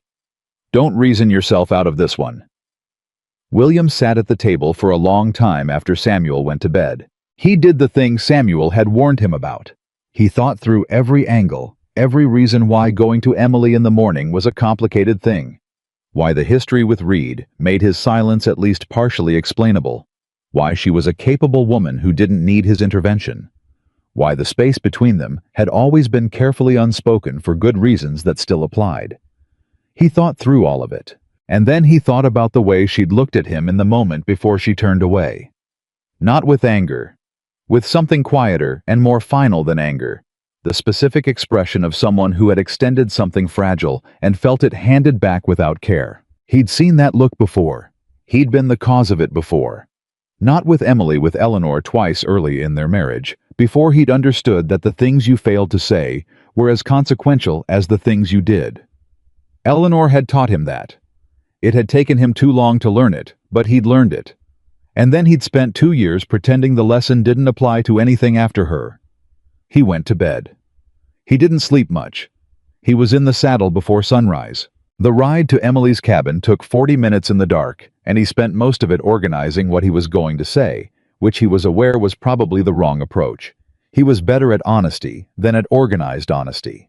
But the alternative was arriving with nothing, and he didn't think Emily Dawson was a woman who had time for nothing. She was already up. He could see the light in the window from 50 yards out, and smoke from the chimney they'd built together, the one that drew perfectly, and he stopped his horse at the edge of the property and sat there for a moment, with the particular weight of someone about to do something they can't undo. Then he dismounted and tied the bay and walked to the door and knocked. A pause, longer than usual. "It's open," she said. He went in. She was at the small table she'd built, another project she'd completed alone in the days since the meeting. He noticed, with a cup of coffee and a piece of paper she'd been writing on. She looked up at him, and her face was careful.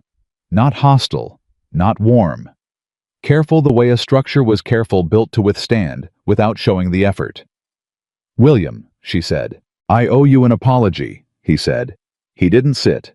Didn't take his hat off yet, because taking his hat off was making himself at home, and he hadn't been invited to do that. A real one. Not the kind that explains itself into something smaller. She looked at him steadily, said nothing. "What Reed said, what I let him say, I could give you reasons. I have them. But reasons aren't what matter here. What matters is that you were standing in a room full of people who'd been deciding what you were worth for 8 months, and a man said something vicious about you in front of all of them, and I was right next to you and I didn't say a word." He paused. "That was a failure. A significant one. And you deserved better." The fire in the hearth made its small sounds. The cabin was warm, her cabin, her heat, and the light was the quality it got in the early morning before the day fully committed to itself. Emily set down her pen. She looked at the paper for a moment, and then she looked at him. "Why didn't you?" she said. "And I want the real reason." He'd known she would ask this. He'd prepared for it, which meant he'd decided to tell the truth without dressing it. "Reed and I have history," he said. "Before Eleanor died, there was a property dispute. His brother and my neighbor, a man named Cal Briggs. Reed put pressure on Cal the same way he's been putting pressure on you, and I involved myself, and it went badly. Badly enough that 3 people lost things they shouldn't have lost, and one of them didn't recover from it." He stopped. "When Reed stood up in that room, I went back to that. I went back to being the man who stepped in and made things worse, and I hesitated. And hesitation in that moment was the same as absence." Emily was quiet for a long moment. The kind of quiet that was actually working, processing, assessing, reaching a conclusion. "You were afraid of making it worse," she said. "Yes." "By speaking?" "Yes." She looked at him. William. What he was saying was already as bad as it could get. There was no worse available. I know that now. You should have known it then. Yes, he said. I should have. She stood up, walked to the window, her window, the one she'd cut herself with a handsaw, and looked out at the gray morning for a moment.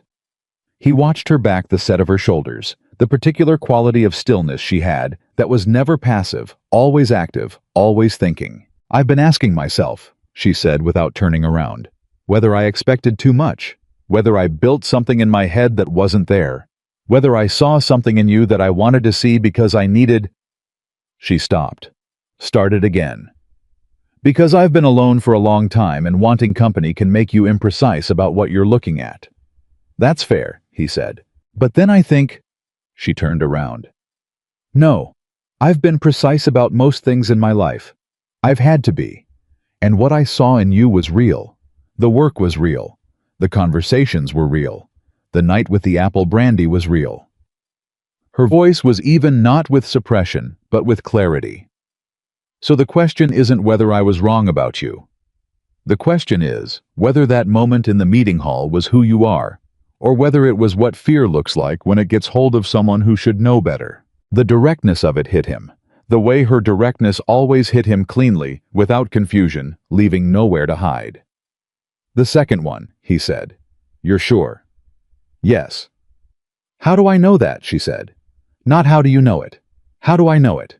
He thought about this. Not performing the thinking, actually doing it the way she deserved.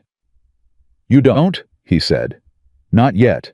You know what I've done in the past months, and you know what I failed to do 3 days ago, and those are both real, and I can't give you a guarantee about what I'll do the next time. Something is hard, because guarantees about the future are... He stopped. What I can tell you is that I went home after the meeting, and I sat at my table, and I thought about exactly what I'd done, and exactly why, and I'm not interested in finding a version of it I can live with. I know what it was. And I'm here because I'm not willing to let it be the last thing that happened between us. Silence.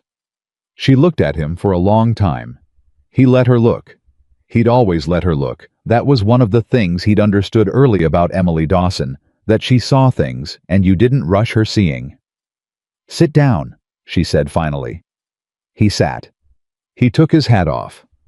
She poured him coffee from the pot on the hearth and set it in front of him, and then sat back down across from him. And for a few minutes, neither of them said anything, and the morning got lighter through her windows. I have a problem, she said then. Completely changed tone, practical focus, the voice she used for work. He recognized the shift and followed it. Tell me, he said. Last night around midnight, someone cut 3 of my best wall logs. She watched his face. Not the cabin walls, the reserve stack. The ones I was saving to extend the cabin in spring. They didn't take them, they just damaged them. Cut them in a way that looks like a tool slip but isn't. His jaw tightened.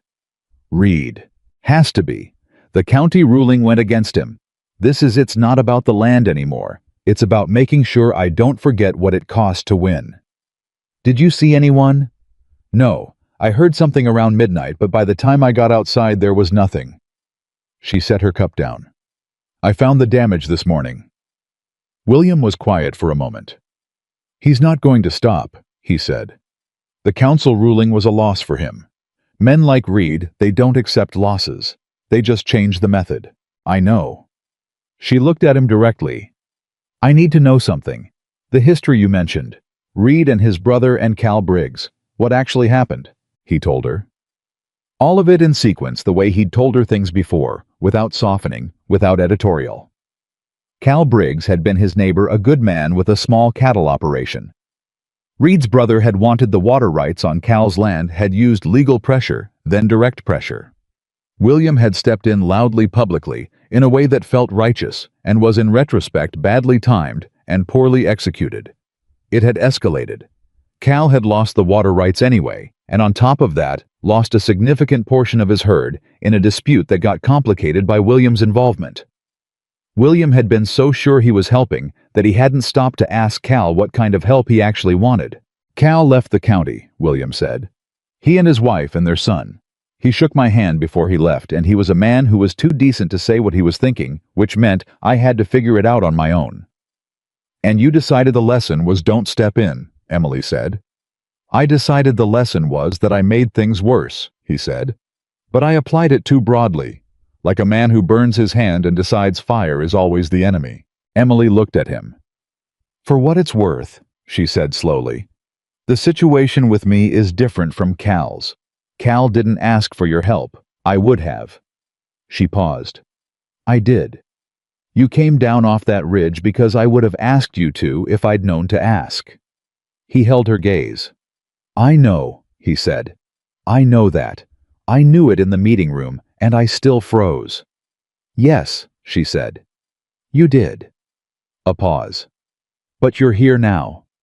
"I'm here now," he said. She looked at him for another long moment, and something shifted in her face. Not full resolution, not yet, but the first degree of it, the way ice shifted on a creek in early spring before it broke. "Then here's what I need," she said. "Reed is going to try something else. It'll be bigger than cutting logs because the meeting hall didn't stop me, and small damage won't stop me, and he knows both of those things. I need to be ready for whatever comes next, and I need—" She stopped. Then more quietly, "I need someone who won't go quiet at the moment it matters." "I won't," he said. "You can't promise that." "No," he said. "But I can tell you that what happened in that meeting hall is the thing I'm least proud of in recent memory. And I don't repeat mistakes I'm actively ashamed of. That's not a promise about the future. That's just who I am." She looked at him. She nodded once. The kind of nod that meant something was decided at least provisionally, at least enough to move forward on. "All right," she said. "Then help me figure out what Reed is going to do next."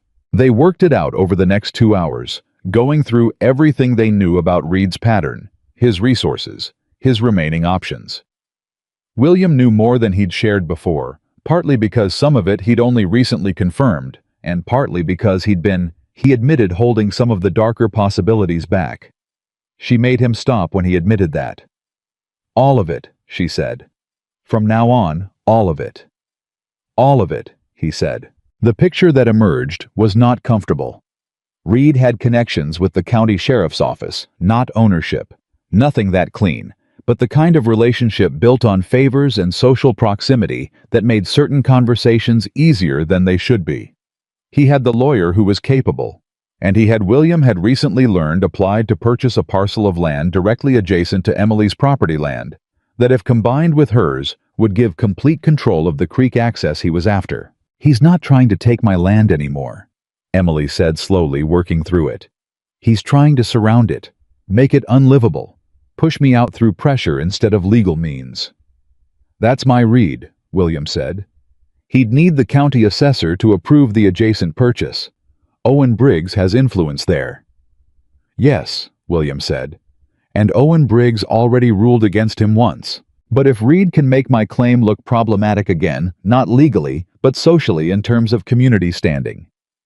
"He changes the context for the next decision," William finished. "Yes." She was quiet, thinking. He watched her think, the particular quality of it focused and relentless like water finding its path through rock. "What he needs," she said, "is for people in this town to stop being willing to stand up for me. He needs the coalition that showed up at the meeting to fall apart." "Right. So whatever he does next, it'll be designed to make that cost too high for the people who came." "That's how he works," William confirmed. "Then I need to make it cost more to abandon me than to stay." She looked at him. "And I can't do that alone." The words were plainly said without drama or appeal. She wasn't asking for rescue. She was acknowledging a tactical reality. He looked at her across the table she'd built in the cabin she'd built on the land she'd fought for every inch of, and he thought about everything Samuel had said, and everything Eleanor had tried to teach him, and the specific, irreversible fact that the people who mattered most were the ones who required you to be more than what you'd managed to be so far. "I know people," he said, "more than I've been using.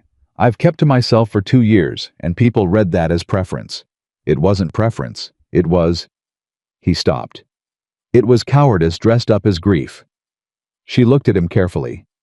"That's hard to say." It's true, he said. And I can undo some of the damage. There are men in this county who respect me or used to, and who don't respect what Reed's been doing.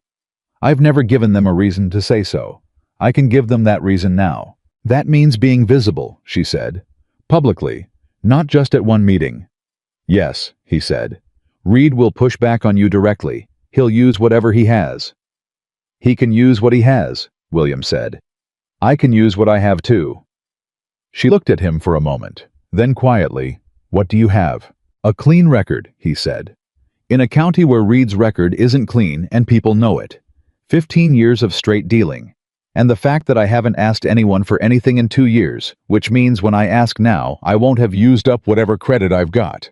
He paused. And I have you, which matters more than any of the rest of it.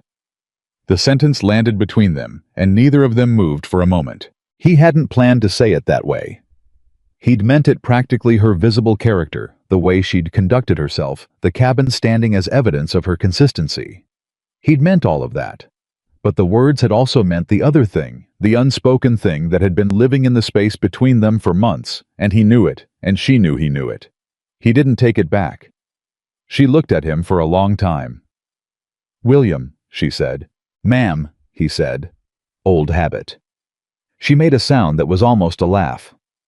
When this is over, she said carefully. When Reed is done, and the land is unquestionably mine, and the cabin is finished, and the spring comes when there's room to think about something other than survival. She paused. I'd like to have a different kind of conversation than the ones we've been having. He held her gaze. So would I, he said. She nodded. Back to business the way she always came back to business. Then let's make sure we get there, she said. Who do you go to first, he thought. Carl Webb, he said. He already spoke at the meeting. He's not afraid of Reed. And other men watch Carl. He has the kind of standing that comes from being reliable for 20 years. Go to him today, she said. I will. He stood. And Emily. He waited until she looked up. The logs Reed damaged. What kind of cuts? Diagonal. Made to look like they'd been improperly handled. I want to look at them before I go. She led him out to the reserve stack. He crouched down beside the damaged logs and looked at them carefully, running his hand along the cuts, the way he ran his hand along everything he was trying to understand, reading it, not just seeing it. These weren't done by the men who came in the dark before, he said. Different tool, different technique. She crouched beside him. How can you tell? The angle. The men before they were intimidation pure and simple. Whoever did this knew how to handle timber. This was done by someone who understood what would make a log structurally compromised without being obviously cut. He stood. Reed has someone on his payroll who knows construction. Emily looked at the logs and then at him. Then he knows what will hurt the most. Yes, William said. Which means we need to move faster than we thought. She straightened up. How fast? Before he does something we can't recover from, he said. I'll see Carl today. Tonight I'll go to Douglas Pratt. He's been quiet, but he's been watching, and quiet men who watch are often waiting for someone to give them a reason to act. And Reed? William looked at her. Let me worry about Reed. I'll worry about Reed, she said immediately. You can also worry about Reed. Worry isn't a limited resource. He almost smiled. Fair, he said. He stepped back toward his horse. I'll come back tonight with whatever I've got. I'll be here, she said. He mounted. Looked down at her standing in the cold morning beside her stack of damaged logs, her coat pulled around her, and her chin at the angle it always went when she was resolved about something. Emily, he said. She looked up. I'm sorry about the meeting, he said. Once more, and then I won't say it again because saying it more than once starts to be about me instead of about you. She looked at him for a moment. Go see Carl Webb, she said. He went. Carl Webb heard him out in the same way he always heard things completely without interruption, with the focused attention of a man who respected the value of information. When William finished, Carl put down the piece of iron he'd been holding and wiped his hands and said, I've been waiting for someone to organize this. I'm not sure it's organized yet, William said. It's more organized than it was yesterday, Carl said. Who else? Pratt tonight. I'm thinking Henry Alcott and the Garfield brothers if Pratt's in. Carl nodded. Alcott's been angry about Reed's water access situation since last spring. He'll come in. He looked at William steadily. What's your endgame here? Because if Reed's going to push harder, we need to be ready to push harder back. What does that look like? It looks like Reed losing the adjacent property purchase, William said. And losing it publicly with enough of the county watching that another attempt costs more than it's worth. And the woman, Carl said. Not unkindly, just directly. Her claim is solid, William said. She built a sound house on legal land. She shouldn't have to keep defending that. No, Carl said. She shouldn't. He picked up his iron again. Come back at 6. I'll have 2 more with me. William came back at 6. Carl had 3, not 2 Henry Alcott and the Garfield brothers as predicted, plus Samuel Holt. Daniel's father, an older man who'd been a territorial ranger before settling in Millhaven, and who had. Carl said with a dry precision a number of opinions about the way Thomas Reed did business that he'd been keeping to himself for some time. They sat around Carl's work table, and William laid out everything. The pattern of the Garrett case, the meeting hall incident, the damaged logs, the adjacent property application, the connections with the sheriff's office. He laid it out the way. Emily had laid out her case to Owen Briggs, clearly without drama, letting the facts do what they did when they weren't buried under performance. Samuel Holt listened to all of it and then said, "The sheriff's connection, do you have anything concrete?" "Not yet," William said. "I have the shape of it." "Get something concrete," Holt said. "I can help with that. I still know people in the territorial office." He looked around the table. The rest of this, the adjacent property application that's got a 10-day review period. If we can get Owen Briggs to flag it for extended review, it buys us time. Owen Briggs already ruled against Reed once, Alcott said. He'll want something solid before he goes at him again. We give him something solid, William said. The Garrett file, the original documents from Daniel Holt at the recorder's office. We put that in front of Owen formally, not as a meeting argument, but as a written record. There was a short silence around the table. That requires someone to file it, Carl said. Formally, with their name on it. I'll file it, William said. My name. The men at the table looked at each other. Reed's going to come after you, Henry Alcott said. He'll try, William said. Let him. Something shifted at that table, the same thing that had shifted in the meeting hall when Eli Marsh cleared his throat. Except this time, it was 5 men, and the shift was deliberate, chosen the way you chose to put weight on a beam you'd decided to trust. He rode back to Emily's cabin after midnight. The light was still on. Of course it was. She came to the door when she heard him and stood in the frame with the light behind her, and he told her what had happened. Carl Holt, all of it, and she listened in the way she listened to everything, completely filing it where it went. Samuel Holt, she said when he finished. The territorial ranger. Former, William said. Still. Something moved in her expression, the first genuinely lighter thing he'd seen on her face in days. That's significant, William. It's a start, he said. But Reed moves fast. Whatever he's planning. He'll do it soon, she said. I know. She looked at him. Thank you, for today. He nodded, started to turn back to his horse. William. He turned back. She was looking at him from the doorway she'd built of the house she'd built on her own land, and her face had the quality it got when she was about to say something she'd decided to say and was going to say it straight. Whatever kind of man you were when you were frozen by that old fear, she said, I don't think that's who you actually are.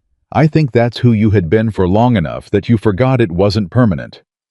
She paused. I think the man who came down off that ridge the night of the first storm is closer to the truth of you. He looked at her. I wanted you to know I think that, she said. Not as a promise about the future, just as what I observe. He stood in the cold dark outside her door and felt something move in him that had been still for 2 years. Not dramatically, not like a flood, but the way water moved under ice when the temperature turned slow, certain and entirely unstoppable. Get some sleep, he said. Tomorrow's going to be a hard day. It is, she agreed. I'll be here at first light. I know, she said. And she went back inside and closed the door, and the light in the window was warm and steady, and his in the only way things could be his, not by ownership, but by the fact that he had chosen to stand close to it. He rode home in the dark. He slept. For the first time in 2 years, he slept without difficulty, because a man who knows what he's going to do in the morning has less use for the company of old regrets. The morning was going to require all of him. He intended to be there for it. He was at the cabin before sunrise as he'd said he would be. Emily had the coffee on. She'd been up since 4, which he could tell by the way she moved. Not tired exactly, but the particular quality of someone who'd already done a great deal of thinking before the day officially started. She handed him a cup without ceremony, and they sat at the table she'd built and went over the plan the way they'd gone over building plans methodically, checking each joint for weakness, identifying what would hold and what might not. The morning felt different. Something had settled between them the night before, not resolved, not finished, but stabilized, the way a structure stabilized once the key piece was properly seated. They were both aware of it, and neither of them mentioned it, which was its own kind of fluency. Samuel Holt is meeting with his contact in the territorial office today, William said. If there's anything concrete on the sheriff's connection to Reed, we'll have it by nightfall. And Owen Briggs. Carl is hand-delivering the Garrett file this morning, with my name on the cover letter. Emily looked at him. Reed will know by noon. Yes. He'll move fast. That's what I'm counting on, William said. A man who moves fast in anger makes different decisions than a man who moves carefully. She studied him. You want him to react. I want him to overreach, William said. There's a difference. Reed's been careful for years, careful enough that people could look past what he was doing if they wanted to. If he moves out of anger, he stops being careful, and then it's not a matter of what people want to see. It's a matter of what's right in front of their faces. Emily was quiet for a moment, turning it over. That's a risk, she said. If he overreaches in the wrong direction toward the property directly toward people who can't defend themselves. I know, William said. That's why I'm going to be visible today, in town, where he can see me. If his anger is going somewhere, I want it going at me. She put down her cup. No, she said. Emily, I said no. Her voice was even not raised, but completely firm. I am not sitting in this cabin while you draw fire on yourself. That is not the arrangement. He looked at her. The arrangement is keeping you safe. The arrangement, she said, is that we do this together. That was what we said. Together means I'm not hidden away while you take the risk. She met his eyes directly. I will not be the reason something happens to you, William. I will not carry that. The word carried hit him somewhere specific. He understood it, the weight of being the reason, the particular guilt of someone who'd let another person step in front of something meant for them. She understood that weight because she'd watched James step into a mine shaft to earn money for their life together, and the weight of that had been on her since March. He wasn't going to add to it. All right, he said. Together. She nodded once. I need an hour to finish the loft ladder, then we go to town. An hour, he said. She went to work. He sat with his coffee and watched her work and thought about the 10 months since Eleanor had died that he'd spent trying to convince himself that a life lived entirely inside its own borders was acceptable. He thought about the ridge. He thought about the first morning he'd come down off it and she'd pulled a gun on him in the snow, and he'd thought even then, even in that first moment, this is someone who does not intend to be destroyed. He'd been right about that. He'd been right about very little else in recent years, but he'd been right about that. The hour passed. The loft ladder was done. He checked it without being asked, giving it his weight on each rung, and it held solidly, the joints clean and tight. She watched him test it with her arms folded and an expression that said she knew it would hold, and was letting him check anyway, out of respect for thoroughness. Good work, he said. I know, she said. Let's go. They rode into Millhaven together side by side, which was not something they'd done before. The practical reason had always been that they traveled from different starting points, him from the ranch, her from the cabin or the boarding house. The real reason both of them knew was that arriving together meant being seen together, and being seen together meant the town would draw conclusions that neither of them had been ready to confirm. They were ready now. The town noticed immediately. This was Millhaven, so of course it noticed. She saw the looks from the moment they rode down the main street, the turned heads, the interrupted conversations, the particular alertness of a small community registering a new data point. She kept her chin level and her eyes forward and let them look. William touched the brim of his hat to Helen Marsh, who was on the sidewalk outside the dry goods store, and who looked at them both with an expression that was complex, surprised, calculating, and somewhere underneath all of that, something that might have been relief. They tied their horses in front of Carl Webb's shop. Carl came out before they'd finished tying. He looked at Emily, and then at William, and he said, "Owen Briggs has the file. I watched him read the first page." "How did he react?" William asked. "He read slower," Carl said. "For Owen, that's a significant reaction."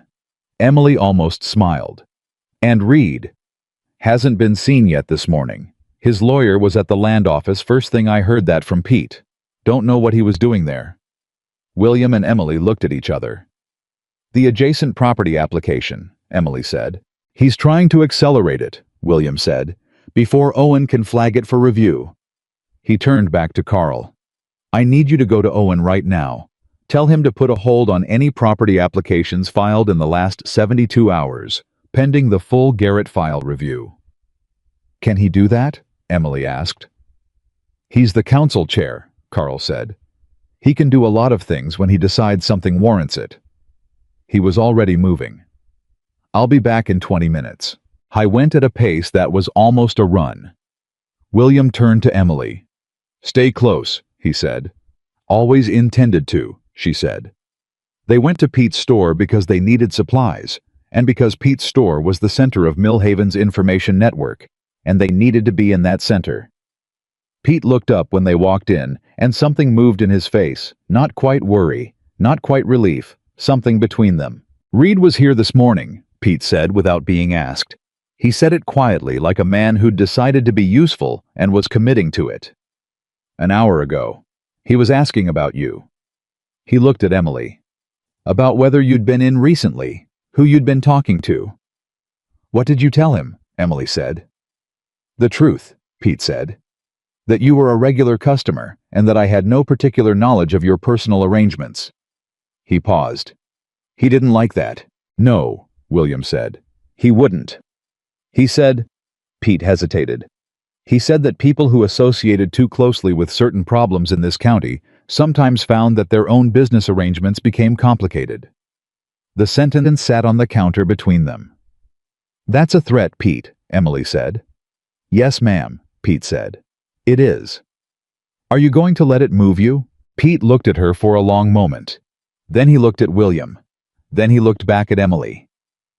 My wife told me this morning that she was proud of what I said at the meeting," he said. "First time in a long time she's said something like that to me. So." He squared his shoulders in the small way of a man who'd made a decision he was going to stick with regardless of the cost. "No, I'm not going to let it move me." Emily put her money on the counter. "Then I'll take my usual order," she said. "And thank you, Pete." They were back outside when they heard the horse. Thomas Reed came down the main street of Millhaven the way he always did, like a man who owned the road he was on, which in his mind he probably did, since he owned so much else. He was alone, which was unusual. No Cully, no hired hands. Just Reed and the expression of a man who'd spent the morning recalculating and had arrived at a number he didn't like. He pulled up when he saw them. William stepped forward slightly. Not in front of Emily beside her, the way he'd been all morning, the way he should have been in the meeting hall. "Carter," Reed said. The pleasantness was completely gone. This was the real voice, the one underneath the civic manner. "I see you've decided to make this personal." "It's been personal for months," William said. "You made it that way when you sent men onto her property at midnight." Reed's eyes moved to Emily. "Mrs. Dawson, I've made you a fair offer for that land. Multiple times. I'd encourage you to reconsider." "I've considered it as many times as I intend to," Emily said. "The answer is the same as it's always been." Things have a way of changing, Reed said. Meaning what? William said. Reed looked at him. Something moved in his face, old and specific, and loaded with the history between them. Meaning that the county has a long memory, Carter. And some of that memory involves you. Choices you made. People who suffered because of those choices. The air went very still. Emily felt William go rigid beside her. She felt it without looking at him, the specific quality of someone whose oldest wound had just been pressed. She spoke before he could. "Mr. Reed," she said, and her voice was clear and completely without anger, which was its own kind of power. "I know about the Garrett case. I know about Cal Briggs. I know the full pattern of how you operate, and I know that you've built your position in this county on the willingness of other people to stay quiet." She looked at him directly. "We have filed the Garrett documents with Owen Briggs. We have a former territorial ranger reviewing your connection to the sheriff's office. We have 6 men in this county who have agreed to stand publicly on the record about your methods." She paused. "You can use William's history against him if you want. But his history is already in the open. He's already named it. You can't damage a man with something he's already claimed." Reed stared at her. The street was quiet. She had been aware for the last 30 seconds that they were not alone. People had stopped. Pete was in his doorway. Helen Marsh was across the street. 2 farmers she recognized from the meeting. A woman she didn't know holding a child's hand and watching with the particular attention of someone who understood that something significant was happening. "You have nothing," Reed said. But his voice had changed. The certainty had a crack in it. "We have everything," Emily said. "And you know it. You've known it since Carl Webb stood up at the meeting. You've been trying to move fast enough to get ahead of it, but you can't move fast enough. Because every person you've threatened has decided the threat costs less than the alternative." She took 1 step toward him, not aggressive, not retreating, just closing the distance precisely enough to make the point. "I built my cabin 1 log at a time, Mr. Reed. And I beat your legal challenge 1 vote at a time. And I am going to protect my land 1 person at a time until there is no one left in this county willing to do your work for you. That is not a threat. That is a description of what is already happening." The silence stretched. Reed looked at her. He looked at William. He looked at the street, at Pete in his doorway, at Helen Marsh across the way, at the growing cluster of people who had stopped to watch and were not notably looking away. He turned his horse. He rode back the way he'd come. Nobody cheered. It wasn't that kind of moment. It was quieter than that, and realer, the particular feeling of something large, shifting on its foundations, not spectacularly, but completely the way. A river changed course in spring gradually, and then all at once, and then permanently. William exhaled beside her. She heard it. "You all right?" she said. "Yes," he said. "Then, what you said about my history." "I meant it," she said. "A wound that's been named isn't a weapon." He looked at her. "Where did you learn that?" She thought about it. "James," she said. "He used to say the things you're ashamed of only have power in the dark. Once you've said them out loud, they're just facts. And facts can be dealt with." She paused. "He was a smart man. He just didn't always apply his own wisdom." "Neither did I," William said. "Neither do most people," she said. "That doesn't make the wisdom wrong." Carl Webb appeared at the end of the street, moving fast with the expression of a man carrying information. "Owen Briggs put the hold on," he said when he reached them, slightly out of breath. "All pending applications. He's calling a formal review." He looked at Emily. "And he wants to meet with you, tomorrow morning. Bring your deed and anything else you've got." She nodded. "I'll be there." Carl looked between them. A small smile crossed his face and left quickly, like it had somewhere else to be. "Thought you might," he said, and went back toward his shop. They rode back to the cabin in the afternoon light. It was the kind of winter afternoon Montana occasionally produced as a concession. Cold, still always cold, but with a quality of light that was almost generous, that made the mountains look like something someone had painted, rather than something that was simply and indifferently there. She didn't say this because she wasn't in the habit of talking about the way things looked, but she was aware of it. She was aware of a great many things riding back. She was aware of William beside her, the rhythm of his horse matching hers in the easy way it did now after months of working the same piece of ground together. She was aware of the deed in her coat pocket she'd taken to carrying it these last weeks the way you carried something you needed to know was real. She was aware that the cabin they were riding toward was hers completely, and unarguably hers, and that whatever Owen Briggs's meeting produced tomorrow, Reed had made his last move today and known it. She could feel it. The shape of a thing ending. They unsaddled the horses in silence, the comfortable kind, and she was feeding the gray mare when William said from the other side of the lean-to, "Samuel Holt sent word while we were in town." She looked around the partition, and the sheriff's deputy, not the sheriff himself, a deputy named Cole, has been on Reed's payroll for at least 2 years. Holt has the records. He looked at her. Territorial law will want to move on that independent of anything Owen Briggs decides. She absorbed this. Reed is going to be very busy defending himself in the next few months. He is, William said. He won't have much attention left over for you. No, she said. He won't. She turned back to the mare, finished her work, and when she came around the partition, William was standing in the middle of the space they'd reinforced together the night of the first blizzard, looking at the lean-to walls with an expression she recognized, the one where he was seeing something that was also something else, layered time. "This is where it started," he said. Not to her exactly, just aloud. "The lean-to," she said. "You were going to ride it out alone," he said. "You had a spirit lamp and half a tin of hardtack, and you were going to be fine." "I was going to be fine," she confirmed. "I know." He turned to look at her. "That's the thing I keep thinking about. You were going to be fine no matter what. The cabin would have gotten built. You would have fought Reed. You would have won probably, or found a way to keep fighting. You didn't need me." She looked at him steadily. "That's true," she said. "So why?" He stopped. "I'm trying to understand what I actually contributed. Whether I—" "William," she said. He stopped. She looked at him with the plain, direct look she gave everything that deserved her full attention. "You know what the hardest part of this year was? Not Reed, not the cold, not the work." She paused. "It was doing all of it without anyone knowing my name, without anyone knowing that I was there, that I was trying. You can do hard things alone. People do hard things alone all the time. But there is something—" She searched for the word. "There is something that changes when someone sees you, witnesses you, not to rescue you, not to take over, just to know that you're real and that what you're doing is real." She looked at him.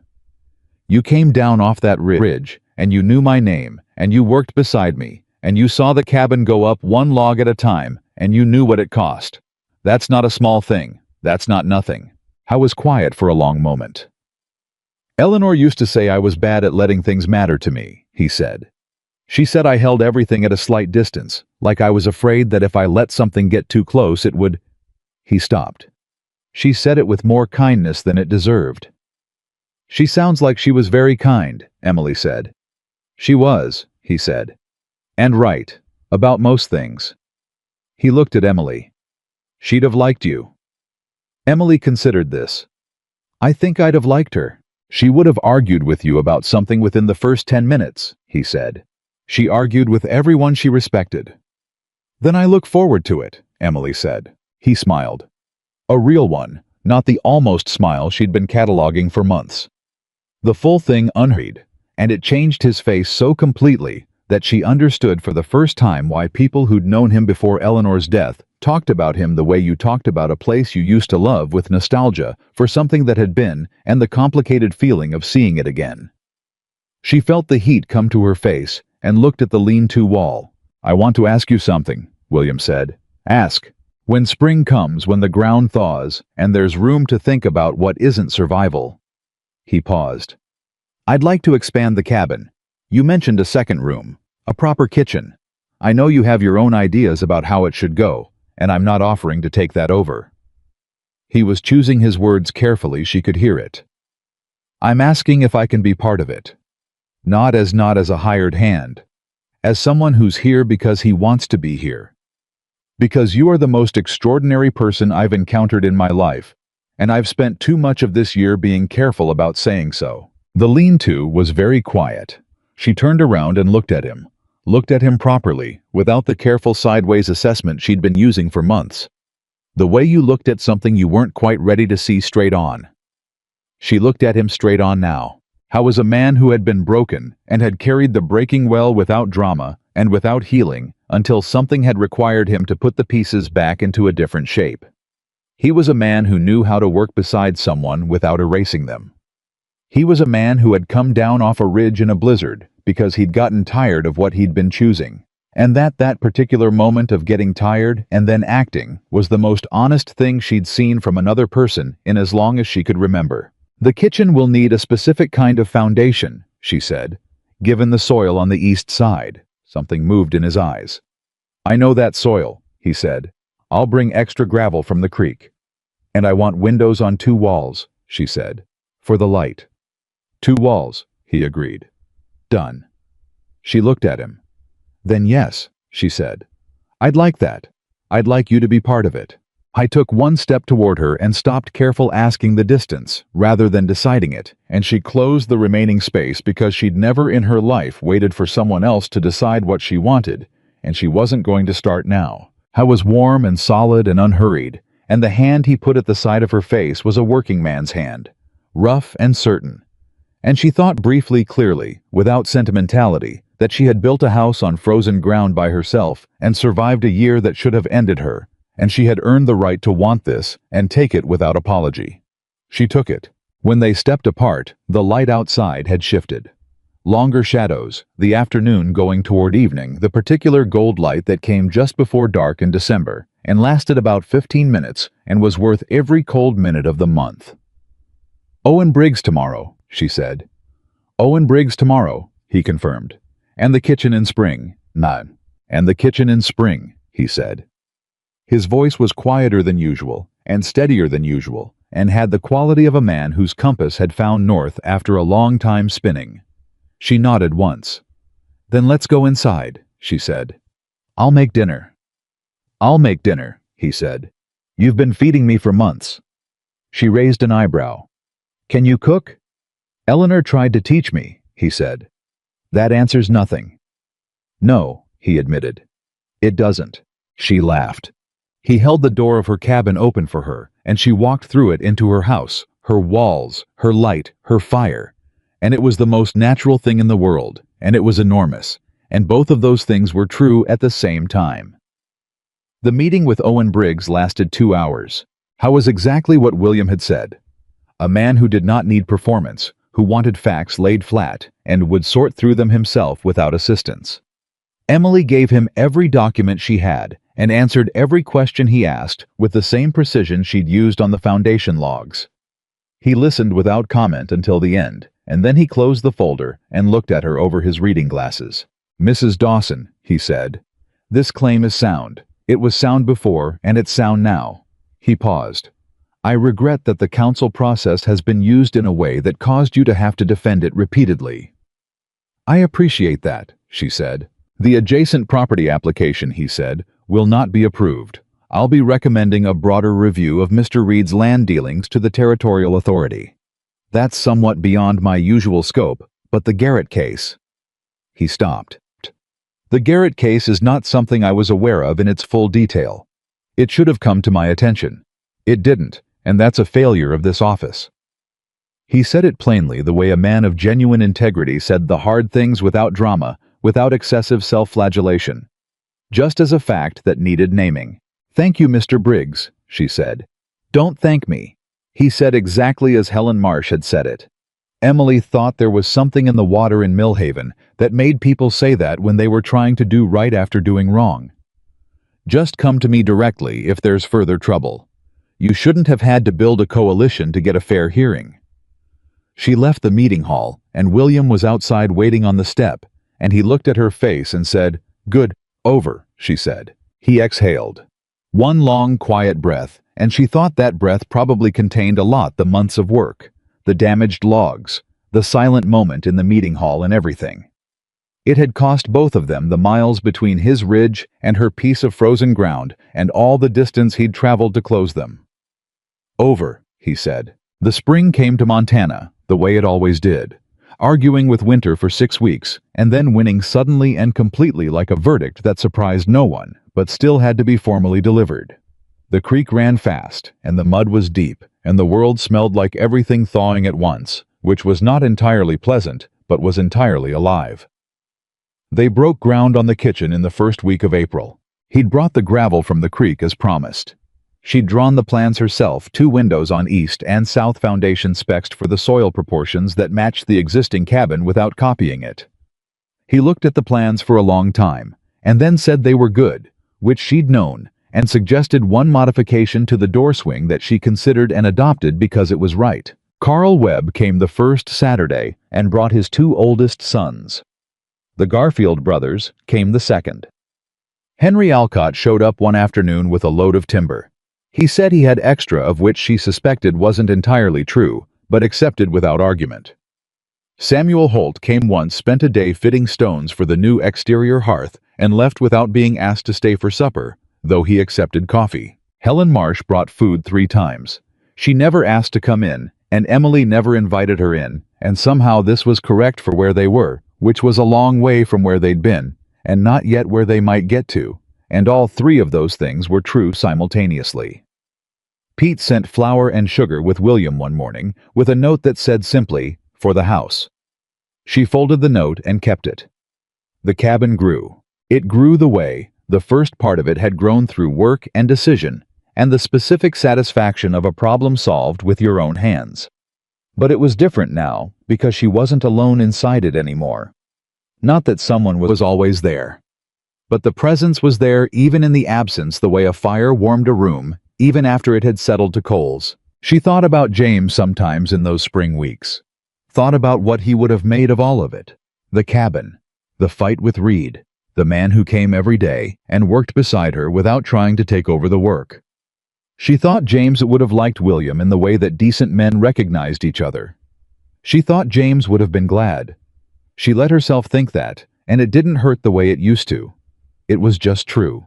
On the day the kitchen was finished, the last board set, the last nail driven, the stove she'd ordered from the catalog finally installed, and drawing perfectly.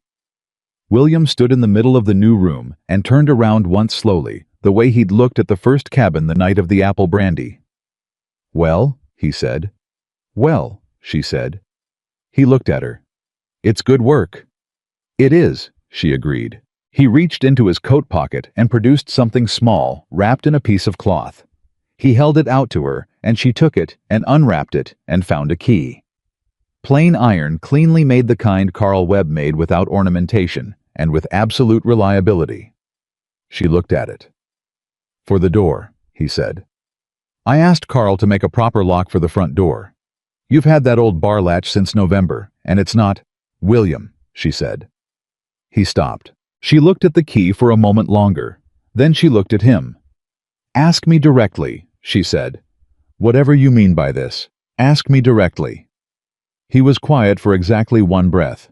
"I'd like to come home to this house," he said. "I'd like it to be a place I come home to, and not just a place I help build. I'd like—" He paused. "I'm not asking you to give up anything that's yours. Everything here is yours. Everything you built is yours, and it always will be. I'm asking if there's room in it for me, not as a neighbor, as something that means more than that." She held the key. She thought about the ridge and the first blizzard and the hearth that drew perfectly and the meeting hall and the terrible silence and the morning he'd come back and said, "I'm not willing to let it be the last thing between us."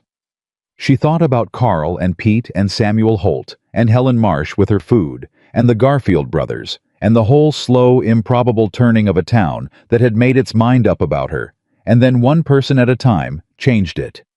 She thought about the deed in her coat pocket and the feeling of Owen Briggs saying it was over, and the spring air and the kitchen they'd just finished, and all the mornings ahead in which there would be coffee and work, and the particular reliability of someone who had learned at cost the difference between watching and choosing. She closed her hand around the key.